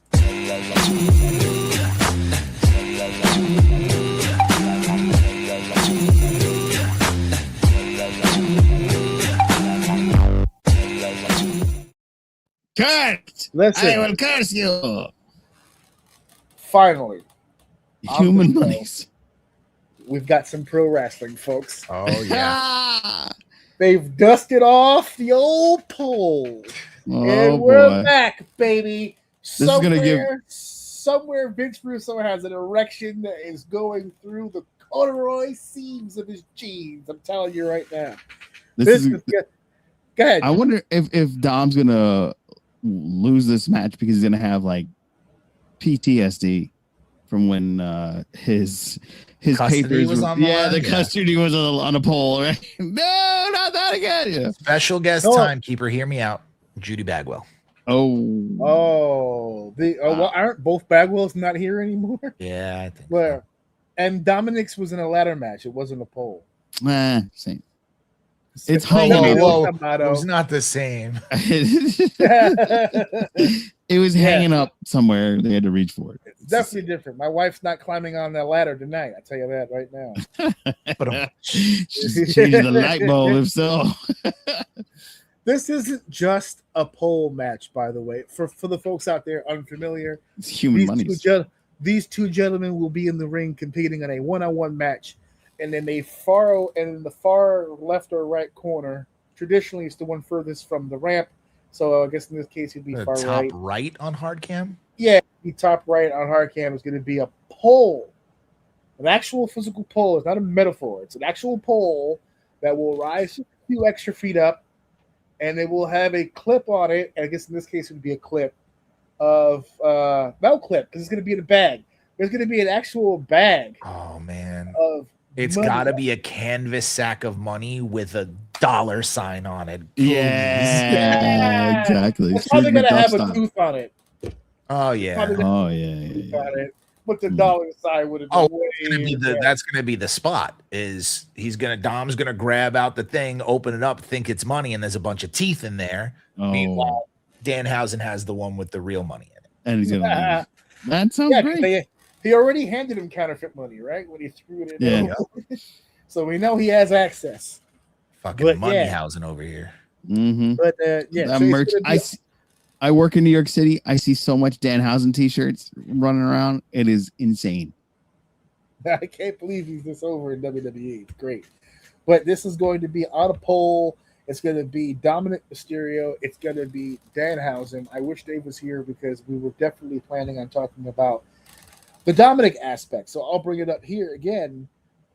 Dave made a great point. I kind of agree with it. Where when Liv was out with the injury, Dom was doing his own thing. He's still, I think, technically, right, the AAA Mega Champion. Yes. He was the Intercontinental Champion. He's out here beating up John Cena. You know, he's doing a lot of cool stuff here on television. He's in the main event of all the AAA shows. He's working double time on Raw. He's being the man. Liv comes back into the picture. Focus is kind of more on Liv. I don't know if this is the match that is going to kind of steer the ship as far as momentum goes. But wrestling aside, it would be hard to believe this is not going to be at least the most entertaining match of the weekend, because I just foresee so many bells and whistles, and Dom's usually good business for everything. He's down for whatever. So like I can't not foresee this match being absolutely hilarious. This is the biggest possible match currently that Dominic Mysterio could have. Based on the way the cards are being played out, absolutely. I think you're right. Yeah. And hear me out. Danhausen is the single hottest property right now in terms of merch sales, in terms of eyeballs, in terms of licensing agreements.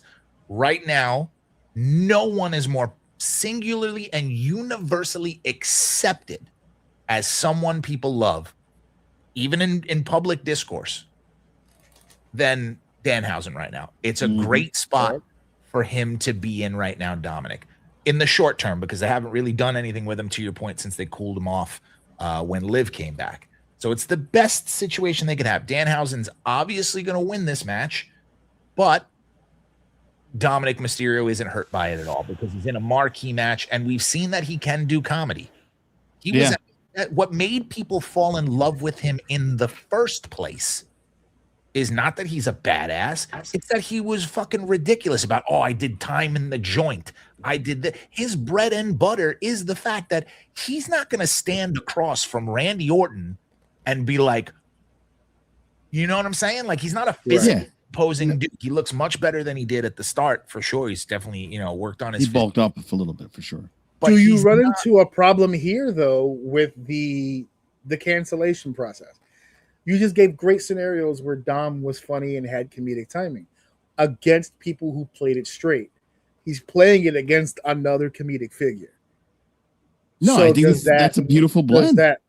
If it was a straight one-on-one match, yes, but because it is the gimmick is so ridiculous to begin with, everybody's buying it. Brother, if they throw fucking pies at each other and do the freaking cha-cha in the middle of the ring, people are still going to be like, all right, fuck it. Like, because it is what it is. I don't think anybody's here to see drama and cinematic wonder. No. We're here to laugh and have a good time and just and see some mini-housens. That's what we do. It's fast food. This is a fast food match. Absolutely. Sir, this is a Wendy's.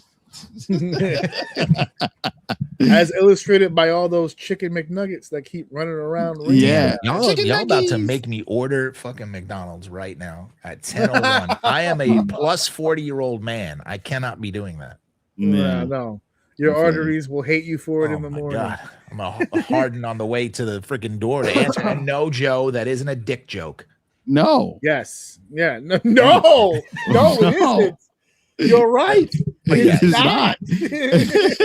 Dan Joe's like, I take this very seriously. Yeah, we're not doing that. In fact, not only don't order the food, sometime this weekend, before SummerSlam, just book a cardiologist appointment for just a checkup. I've been walking in the park a lot. You've been getting some anaerobic exercise. Oh, so yeah. That's good. We're all under the agreement, I believe, unless somebody's differing, that Danhausen is winning this match. 100%. What are the chances that we're wrong? What percentage would you give it that we're, because Joe was mentioning earlier, man, wouldn't it be cool if Baron Corbin shocked the world? And no, not with this one. Would this be a shock if Dominic Mysterio was to win the pole match? Then it's the reverse. I would definitely be shocked. I would definitely be shocked. Oh yeah, there you go. Now, I mean, 5% chance, and if it does, the only way he would really have to hurt Danhausen. Like, in order for Dominic to make sense to win in the finish, he would have to take the comedy out of it. It would have to be no laughing matter, or else what's the point for Dominic to win? Yeah, that's true. And then what ends up happening is that gives him kind of a different aura because he's never really had that really super serious moment at all whatsoever. He's been kind of a roundabout guy. He talks a lot of shit, but he's not really, like you said earlier, he's not really imposing per se. No. In order for him to get to that level, to be imposing like that, he has the Edge problem. Edge was lucky enough to have someone like Mick Foley who put a layer of toughness on him to get him to that same thing he did with Triple H, who was only known at that point as really a solid technician. Sure, he was the world champion, but no one would confuse him with super tough at that point. Someone needs to put that type of brutal ass whooping on Dominic, and WWE doesn't necessarily have that guy. If they had a John Moxley on this side, if he could be that guy, but there's no like Terry Funk. There's nobody to do that for guys who need that shine on it. Ziggler could have benefited from that at one point, and Dominic could, to get to that point where people would see him as imposing. They've all given him like spankings, you know. Yeah. No one's beat his ass. Has he gotten color yet? I don't think so. I don't think so. Either. He should. Yeah, that's strange. There's none of that. Brother. Yeah. Playing it safe. Yeah, but there's nothing wrong with it. I'm not gonna insult it.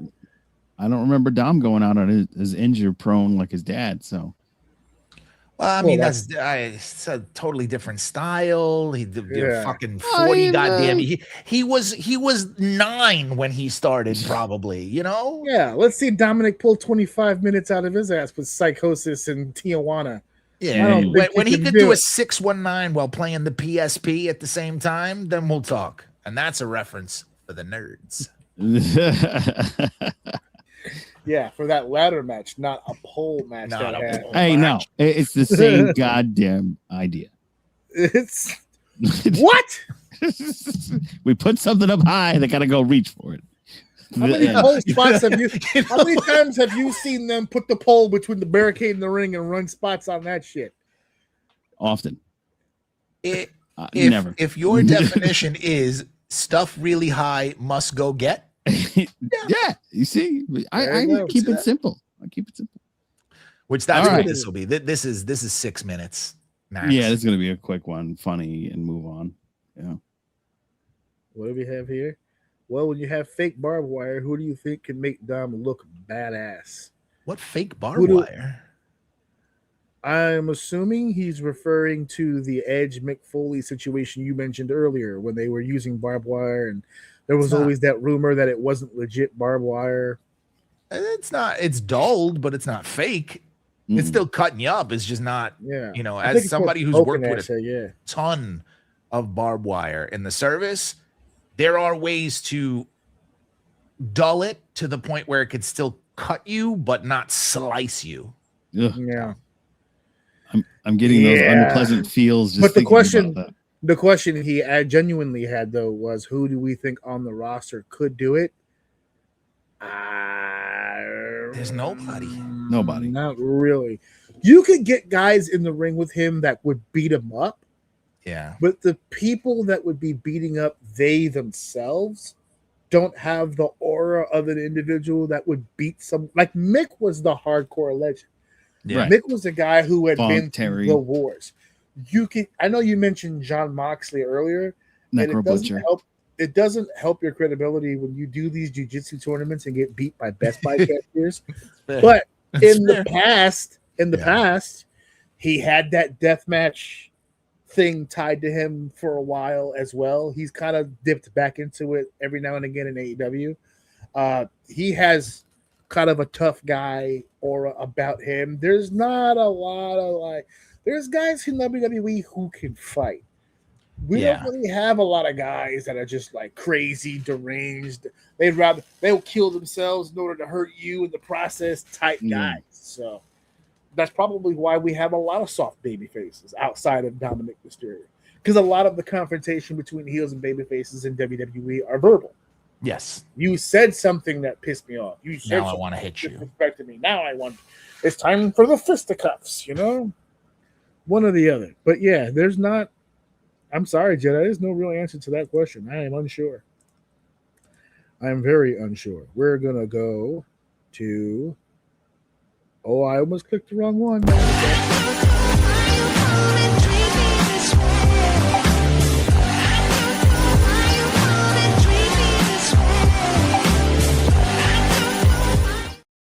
I'm sorry. This has to be Chad Gable's moment. Bless me in the blessed waters of Lake Minnetonka. Oh, well, they're in Minnesota anyway. It's right up the road. That's why I said it. Well said. Perfect reference. Purple rain. Thank you, James. Because I have been waiting for this moment for so very long.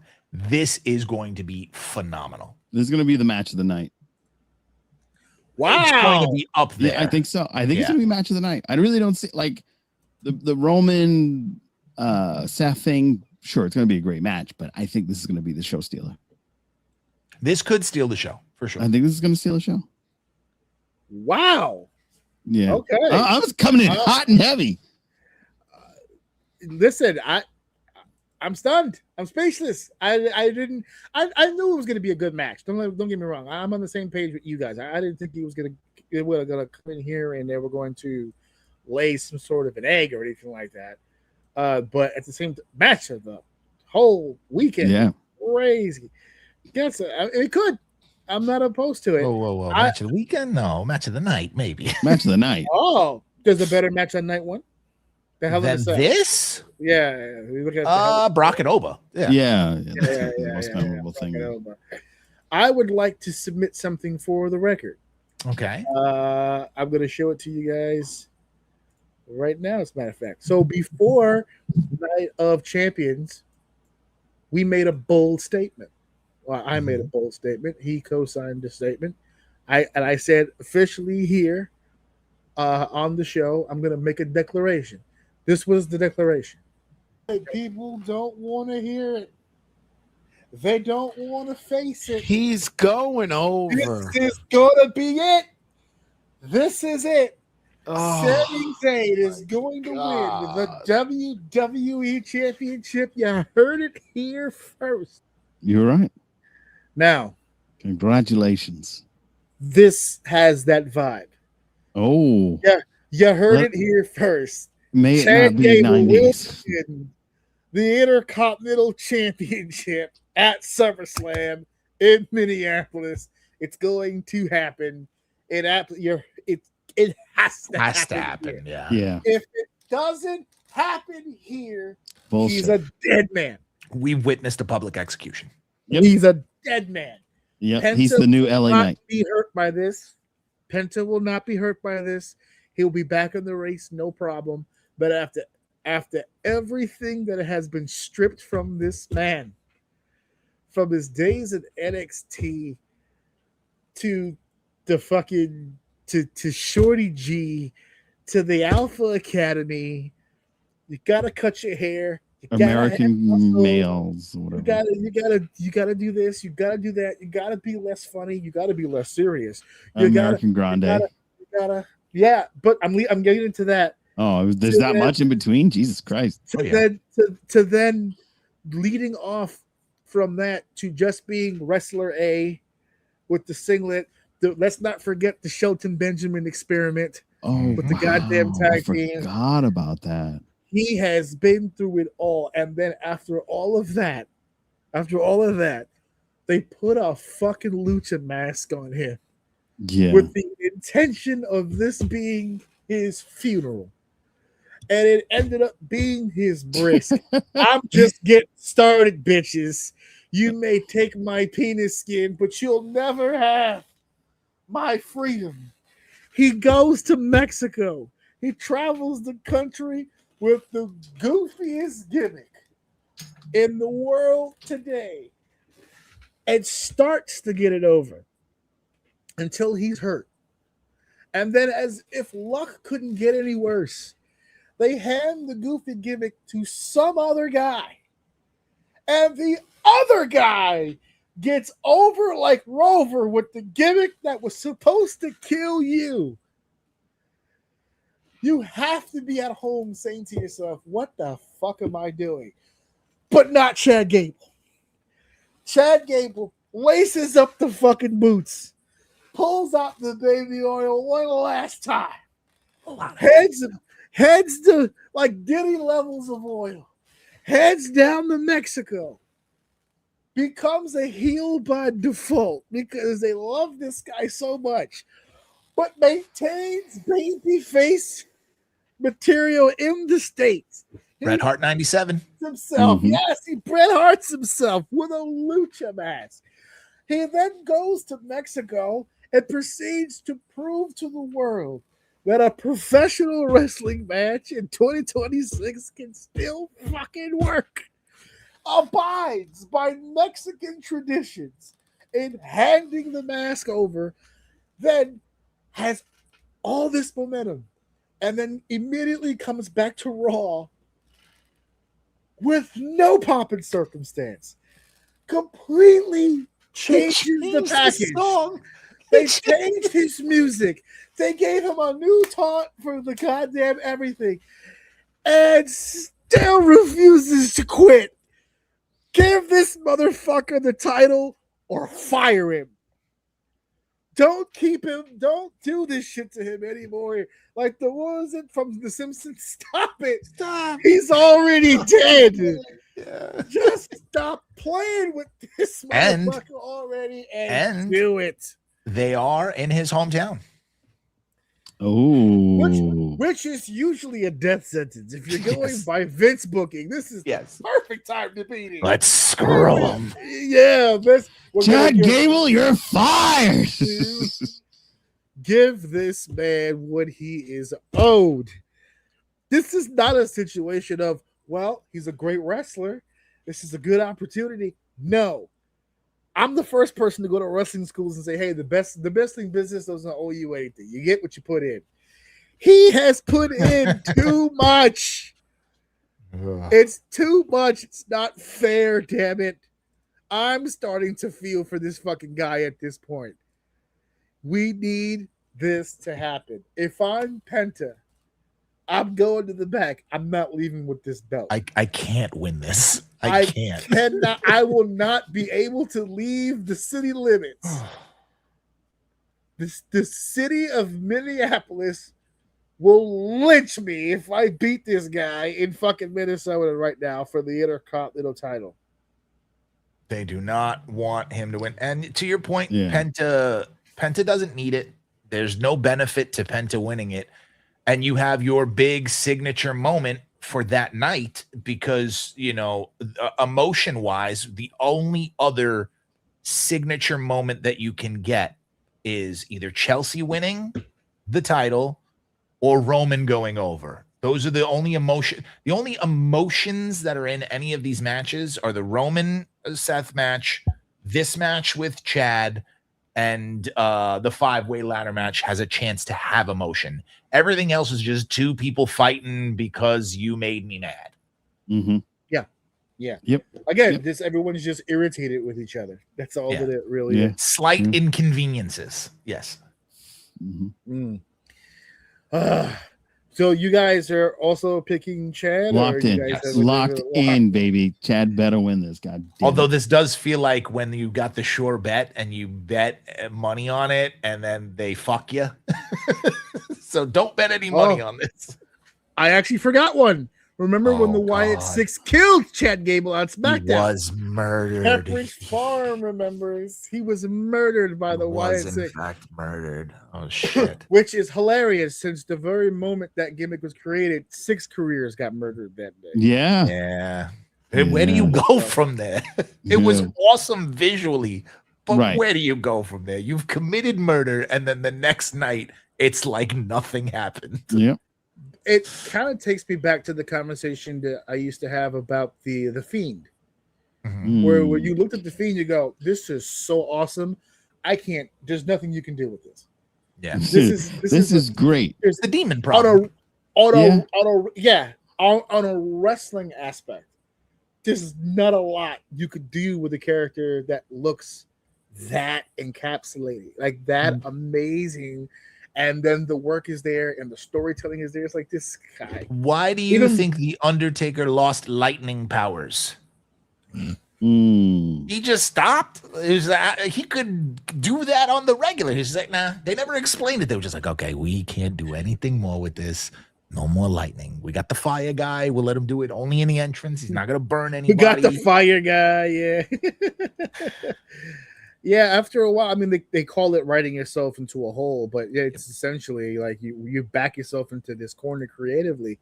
Like earlier on the show, and we talked about the possibility of Brock beating Oba. If Oba burns through the whole roster, including Brock, who's the guy that beats him? They don't have. Because you always have.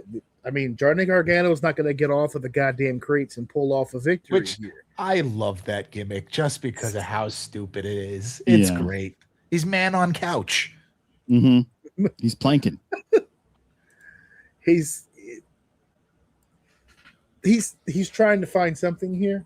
Yeah, and I'll give it to him. It's better than what he was doing before. And have we even been given a reason as to why he's in this position just yet? Or no, but I feel like it's a slow death at the same time because Ciampa left him. Yeah. And not only that, but it's what Nikki Cross was doing. She was just out about, like in the side, and appearing in random places, not moving. Similar, like, yeah. All right, next match. All right, yeah. We're going to the next one right here. Oh, let's not do that.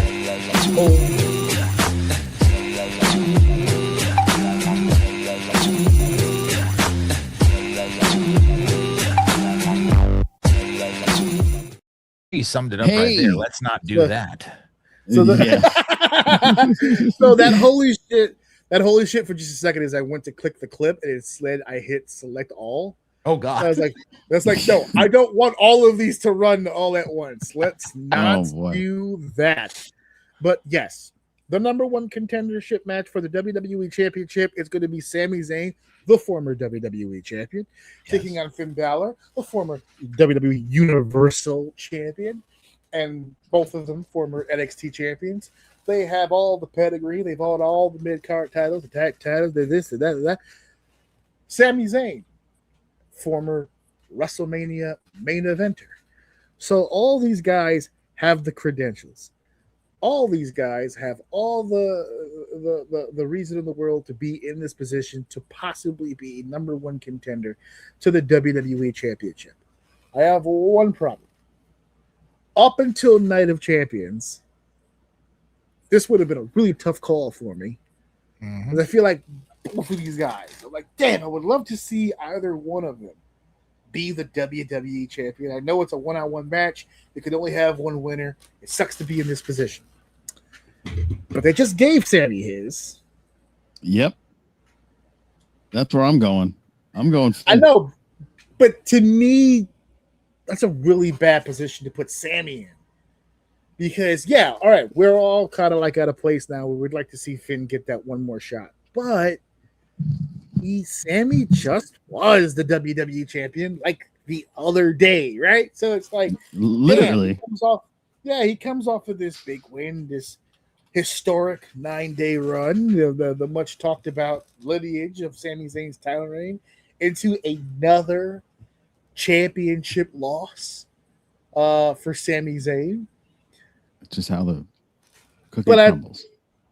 Let me pitch this to you, Steve. Let's say that the pundits are correct. Finn Balor wins the match. You saw how Sami Zayn reacted when he lost the title to Punk. It's not the first time that he's had this kind of explosion or emotional reaction to losing in big matches. What are the odds that after everything Sammy's been talking about, he believes that he was screwed by the WWE, by management, by the general manager, for CM Punk even being in a position to get a championship match. He feels that there's politics being played, that he's on the short end of a stick, that he can't see who's holding the stick.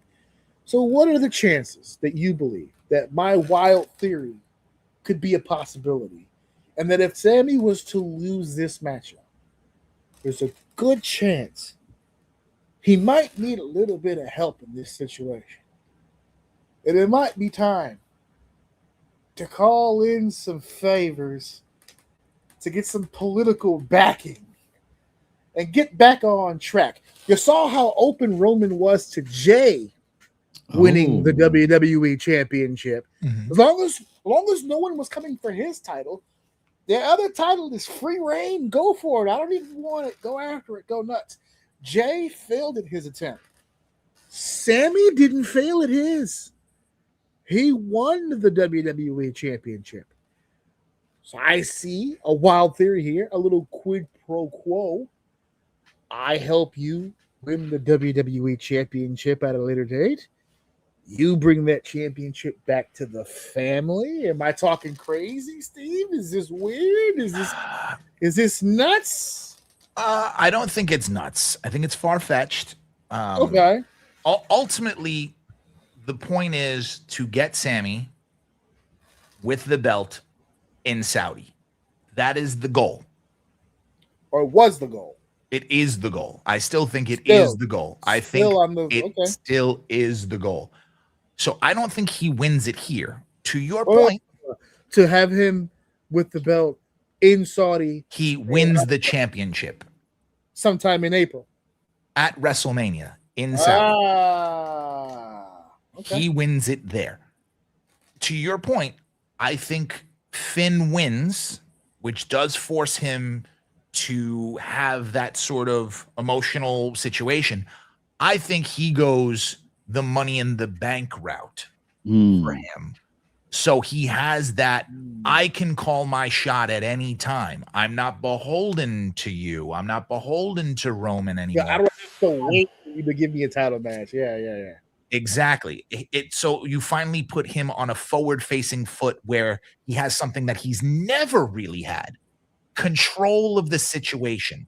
The legacy of the Sami Zayn character is he's never been in control of anything. Terms have always been dictated for him and to him. This is the first opportunity that he would have to now make his move, make his mark, to not be you can't make him the underdog anymore. You have to put him in a position of power. We already did the fucking ultimate underdog thing. That thing is over. He now has to become the master strategist. He has to enact that now. He has to become what Edge became, to go back to him, the ultimate opportunist now. Seth Rollins, too. Exactly. The only way to do that with Sammy and to salvage him would be to give him the Money in the Bank or something where he can sort of lord it over people a little bit. He has to go full heel. I don't know why. Yeah, there's no way to do that without being an actual asshole about it. Yeah. and he's better like that, in my opinion. He's better like that. Heel, People love saying I think he's a better heel than babyface. I mean, what do? You have him lose here, you have him fuck off and be El Generico for 3 months, and you have him come back to life in AAA, and then try that. I mean, there's only so much left you can do with Sammy. The highest high point for Sami Zayn to date isn't his world championship win. It's that moment in Montreal. It's that moment of not Montreal. It's the moment of the turn. That's the biggest Sammy ever got. It's the biggest Sammy will ever be as long as he's not in control. His biggest moments are when he took control. So he has to do that. I think Money in the Bank is the right way to do it. I don't see him winning, because if he wins, then what? He gets Punk or he gets Cody at what? Rumble? Mm-hmm. You gonna go Survivor Series?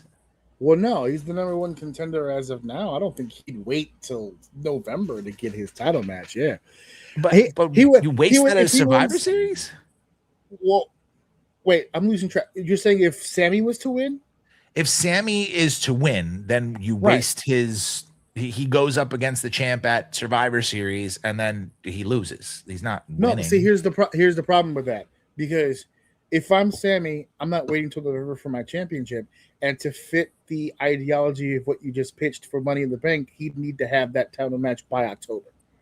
Mm-hmm. Because what happens now is that you can't have the title match and enter Money in the Bank, right? Or at least I think that would be, this is a silly way of. That would be silly, but they could find a way, yeah. So the way that I would kind of envision it is like if Sammy wins it in August, the September pay-per-view, whatever that is, mm-hmm. I want Great Balls of Roadblock. Oh boy. Oh my God. Imagine the creativity. Oh, Money in the Bank in September. Yes, it's moved up. Holy shit. So then what the hell is in October? Because that's the bridge that's not Armageddon. Crown Jewel. Ugh. Oh, gee. Okay, so no. Perth, yeah. He can't win this if he's going to win Money in the Bank. Nope. If he's going to win I don't see a world. Can't win this. I don't see a world where he wins here. Because Finn winning, you know he's losing. Right. Sammy winning, lose. Sammy winning, you might want him to win. And it's possible. Finn wins, you want him to win, but it's impossible. He's not beating Cody. He's not beating Punk. Those things are not happening. Not beating Roman. If this was the championship match, I could believe it. I could believe Finn winning the championship. Finn winning the championship here. Yes. Yeah. Very similar paths, very similar stories. Yeah. I don't know. That's just my opinion. Yeah, Money in the Bank in October kind of confuses things. In September. No, not October. I'm sorry. Yeah, I got moved up. My sorry. Yeah.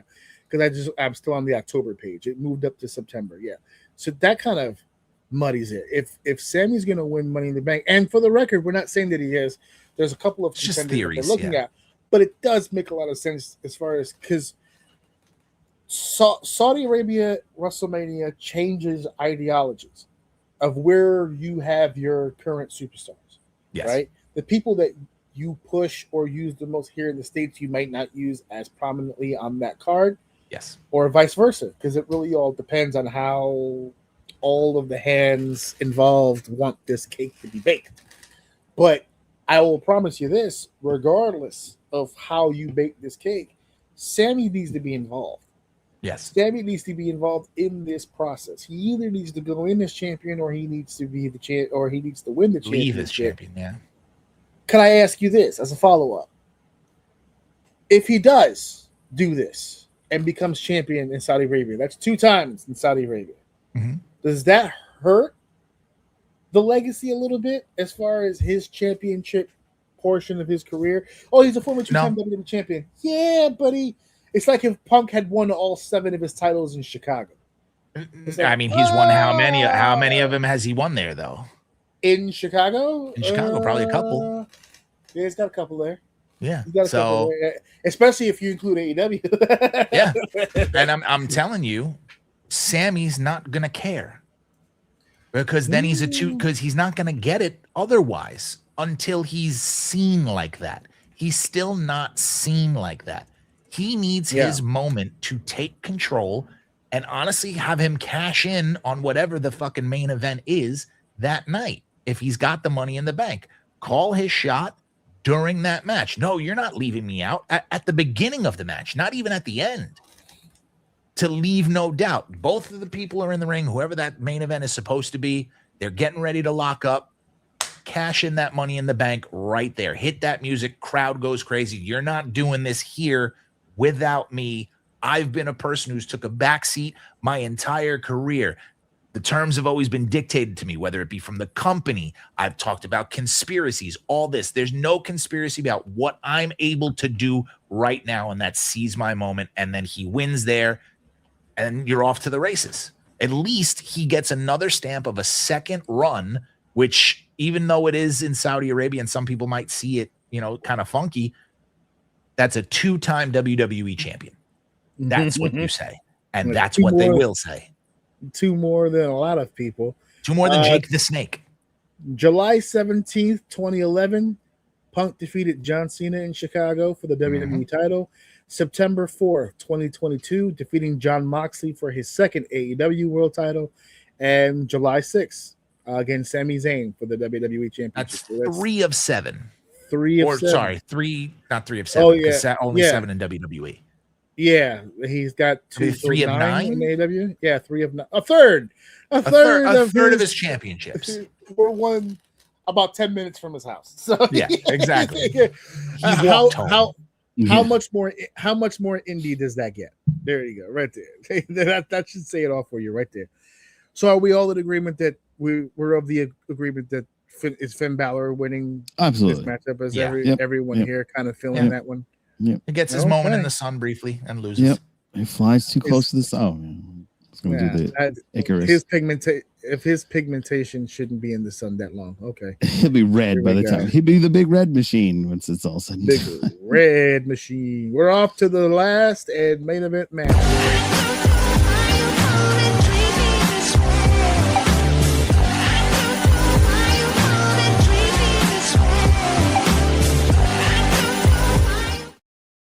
That's enough. All right. Oh, baby. Okay. So, can we just start off with the conversation that they started? I felt like they were going one way at the beginning of this build, and then they abandoned it almost immediately. I don't know why that seemed to be that way, but the comment of this could be the last time we do this really stuck out to me on the original promo. When this first got started, when Rollins first made the challenge, he said in the promo, "We've got this big history, we've been doing this a long time, and god dang it, this could be the last time we get a chance to do it." Right? The rumors were that this was going to be the title match at WrestleMania. Obviously, injuries and things got in the way, but we're doing it at SummerSlam. Joe, is this the last time we're going to see Seth Rollins and Roman Reigns in the ring one-on-one? No. No? You think there's still mileage on those some tires? imagine shenanigans go down and this becomes a WrestleMania main event. And the stakes become... Oh, you got plenty.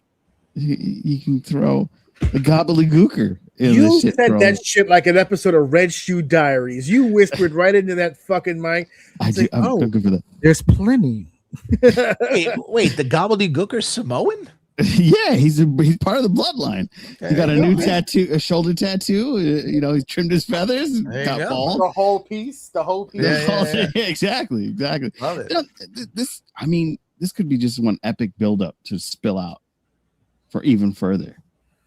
Even though that would be a long, it'd be a long run way. Because if you're trying to make it some mania with that, you could do tat-a-tat where he gets Seth gets it. Yeah. Roman's like, oh hell no, this isn't gonna work, and he gets it back through shenanigans. And you could have a lot. Oh, you're talking about a title change.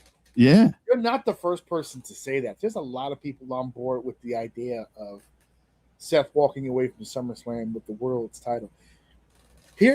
Here's my difficulty with the line, I think. It's because we now all know the history. Not just the on-screen history, but I'm talking about the medical history. We're talking about the health of both of the individuals. Because everyone knows Roman's situation, but he's making do with what he's got. Seth is piling up. Oh, yeah.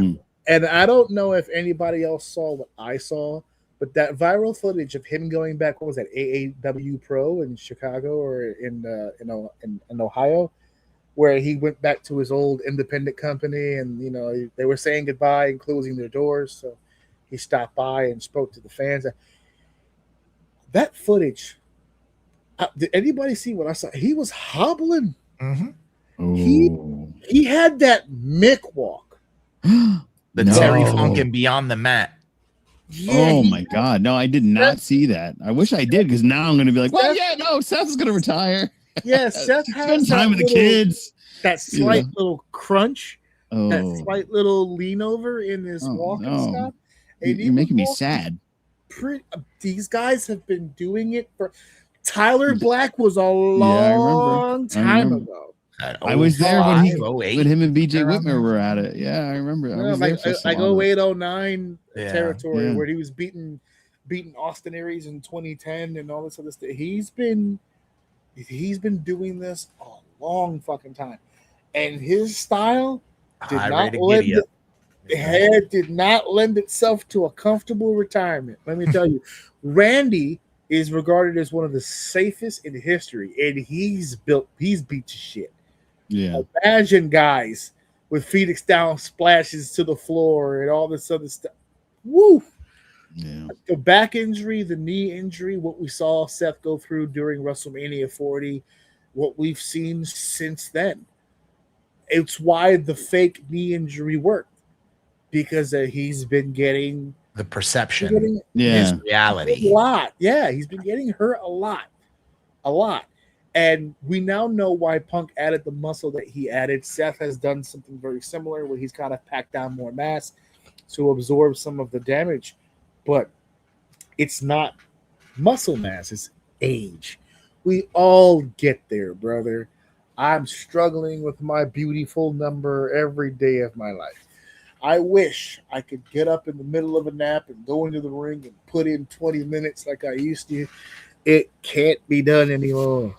It's like Rocky. Time is an enemy that we never touch. No, that was deep, by the way. And it wasn't sexual, so I appreciate it. No, you're welcome. Yeah. Well, you did say deep. Well, he said deep, not me. I know. Yeah.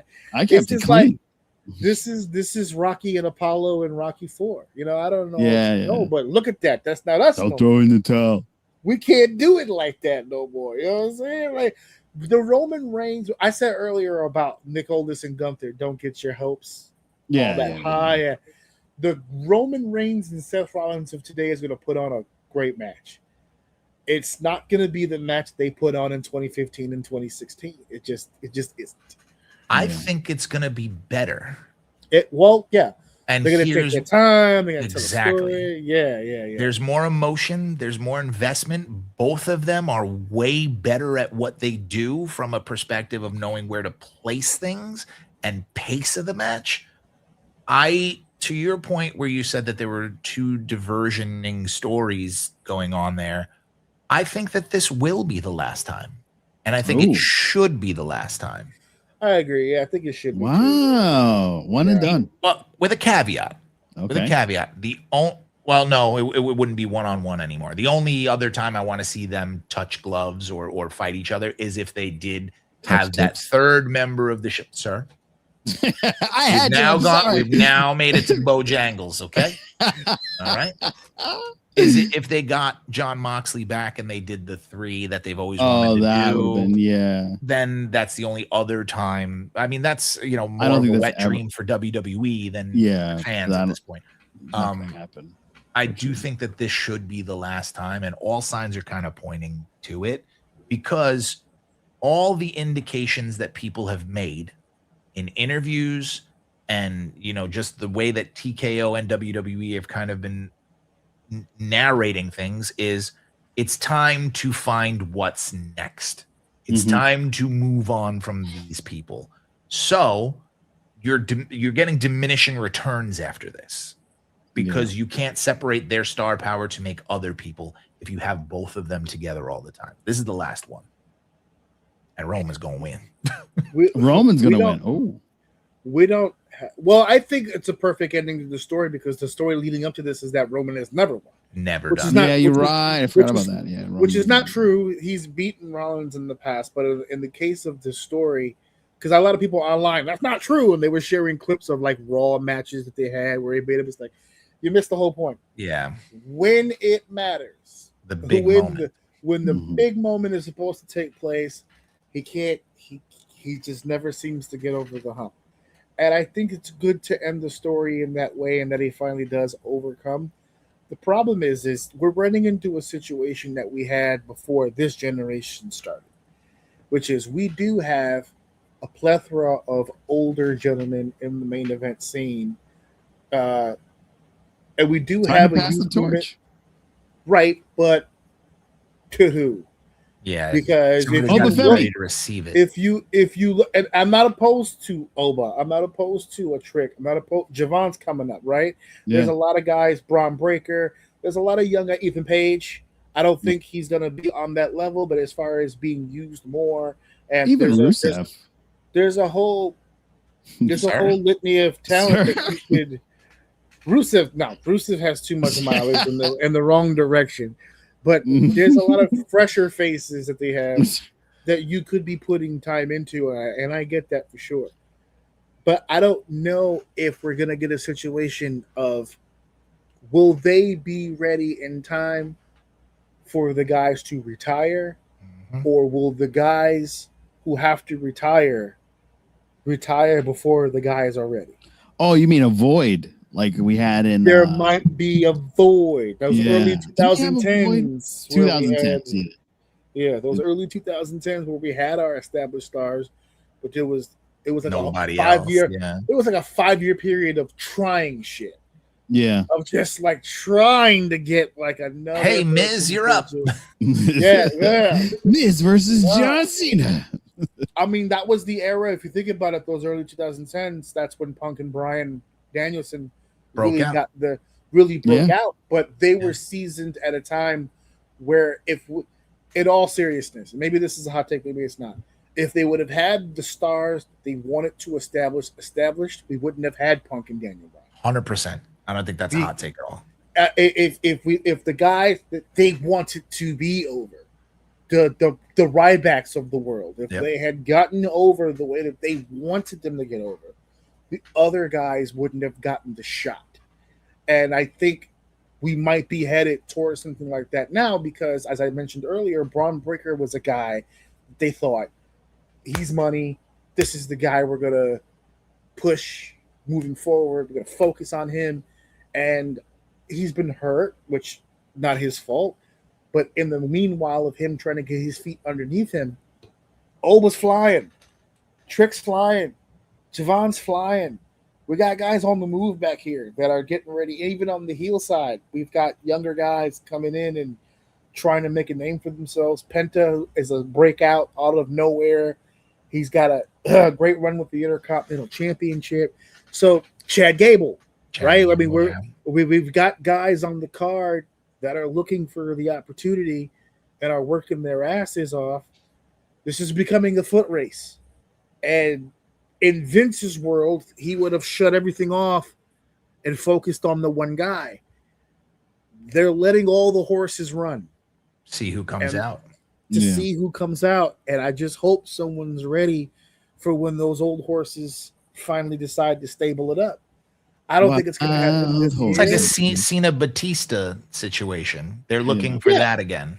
Yeah, but you know what's funny about Cena Batista? A lot of people forget this. They didn't pick Cena. They didn't pick Cena. And remember the age difference between John and Dave. Mm-hmm. There was a gap in age between those two. Dave to this day goes, I was just as big a star. I was just as big a draw. But they always focused on him and never really focused on me because they were going to get more years from him than they were ever going to get from you. 100%. Yeah. Because you started, you got hot fast, but you were on the clock. He wasn't on the clock. He was young, he was vibrant, he was obsessed, he was ready to go. That's why John doesn't have kids to this day, because it was all about all that other stuff. It was about making money, not making babies. Javon's 23, 22. Oh, he's a pup. He's a pup. He's gonna have his opportunity. He's gonna have his opportunities. I need my late 20, early 30 guys to step up right now and kind of take over that scene and give us the 10 years that we just got from the other guys.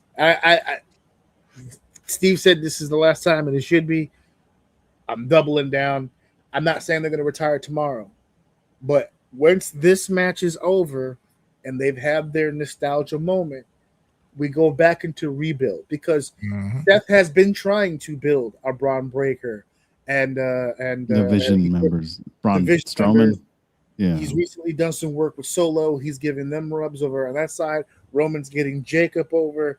He's doing stuff with who was he feuding with before Jacob? It was Punk, right?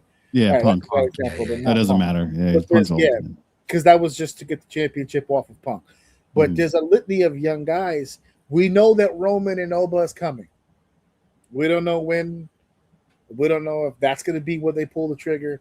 There's a field here to play with. But this is it right here. This could be the end of the remember the Hell in a Cell with Triple H and End of an era match. Yeah. The end of an era. Yeah. I don't anticipate hugs and kisses, but a nod of respect, and then two warriors going off into their separate paths to finish off the careers the way that they want to finish it. Yeah. Because I could only assume they're doing this match at SummerSlam and not at WrestleMania because they don't feel they have the time to do. The window for the WrestleMania match was at 42, and they didn't get a chance. Yeah. So here's the main event match here, and now we're going to build towards what comes next. My assumption. But that's, you got to look towards the future, and you got to look to protect the championship. I don't see either of these two men holding the championship for a long period of time in 2026. But we're going to get a big match out of it. So that's all that matters. But SummerSlam.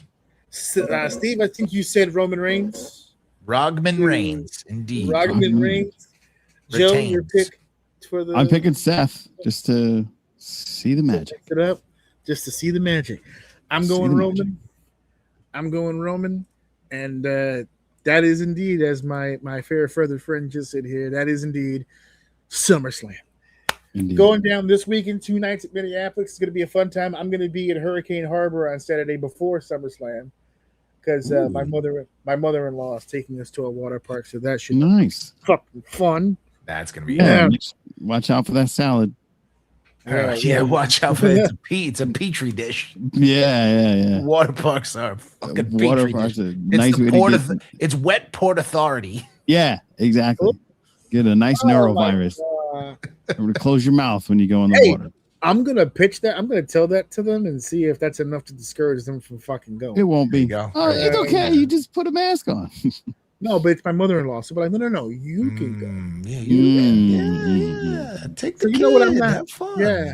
But you want a burger? I'll buy you a burger. I gotta study. Yeah. Oh, I used that the last time. I can't do it now. Yeah. Use the dish. The dish of doom. This is the last week of my summer classes, and then I have fall semester, and then I'm done. Masters. All figured out. All done. And then everyone can just leave me alone. I'm not doing school no more. Fucking forever. All done. All right. So thank you guys for coming on the show. Absolutely. Dave, unfortunately, had a medical incident. Looks like. Yeah. So he had some stuff going down at the house that he needed to take care of, which is fine. He just won't be in some of the clips, but whatever. It's okay. I got two. You got two other handsome burlesque men to virile sons of bitches. Burlesque men. I don't know what you're wearing under that shirt. I'm tired. I am tired. My vernacular is very trash right now. All right, this has been a stress test out of control. Thank you guys for coming on the show, man. I really appreciate you guys coming. Obviously, hey Joe, plug. Need I say more? Go check out the Captain's Quadrant on Friday, 9 p.m. EST. Of course, you can check out the things that are going on To Be Seen, especially if you're a Star Wars fan. We're doing all the Star Wars movies. So we're doing Star Trek on the Captain's Quadrant and Star Wars on the other one. You talked about lost footage. We lost some footage. We were doing a thing called the Dumpster Fire Flicks, where I got onto some terrible movies and to go back and look at it and talk about them with my new co-host Dave on To Be Seen. And we also have a nice, wonderful doctor who is a bikini model and loves Star Wars. So we're doing a whole Star Wars saga with her. That's Brick Brave 0504. And that's just available for you to see and be in awe of all the wonderful things over at To Be Seen. Dope sauce, Steve. Plug. You can catch me in the park across the street with a coffee and a newspaper. Sometimes I'm on twitch.tv/the Grapple Talker doing just that, sitting in the park, talking to people and myself. That's not true. You want to see the slow descent into madness. Oh. I've seen you talk shit to people online too on your video 100%. Game footage. 100%. Yeah. I do GTA role play currently. It's been a lot of fun to delve into that kind of world. A lot of opportunities for comedy. We do some wrestling watch-alongs, which got us taken down for 2 days. Fuck you, TKO. And that's usually it. Just head on over to Twitch. I got a sketch comedy show coming in the very, very near future. Awesome. So look out for some of that stuff. All right. Awesome. Thank you to AJ and Dave for letting us hear again, as always. Yeah, man. Thanks for no problem at all.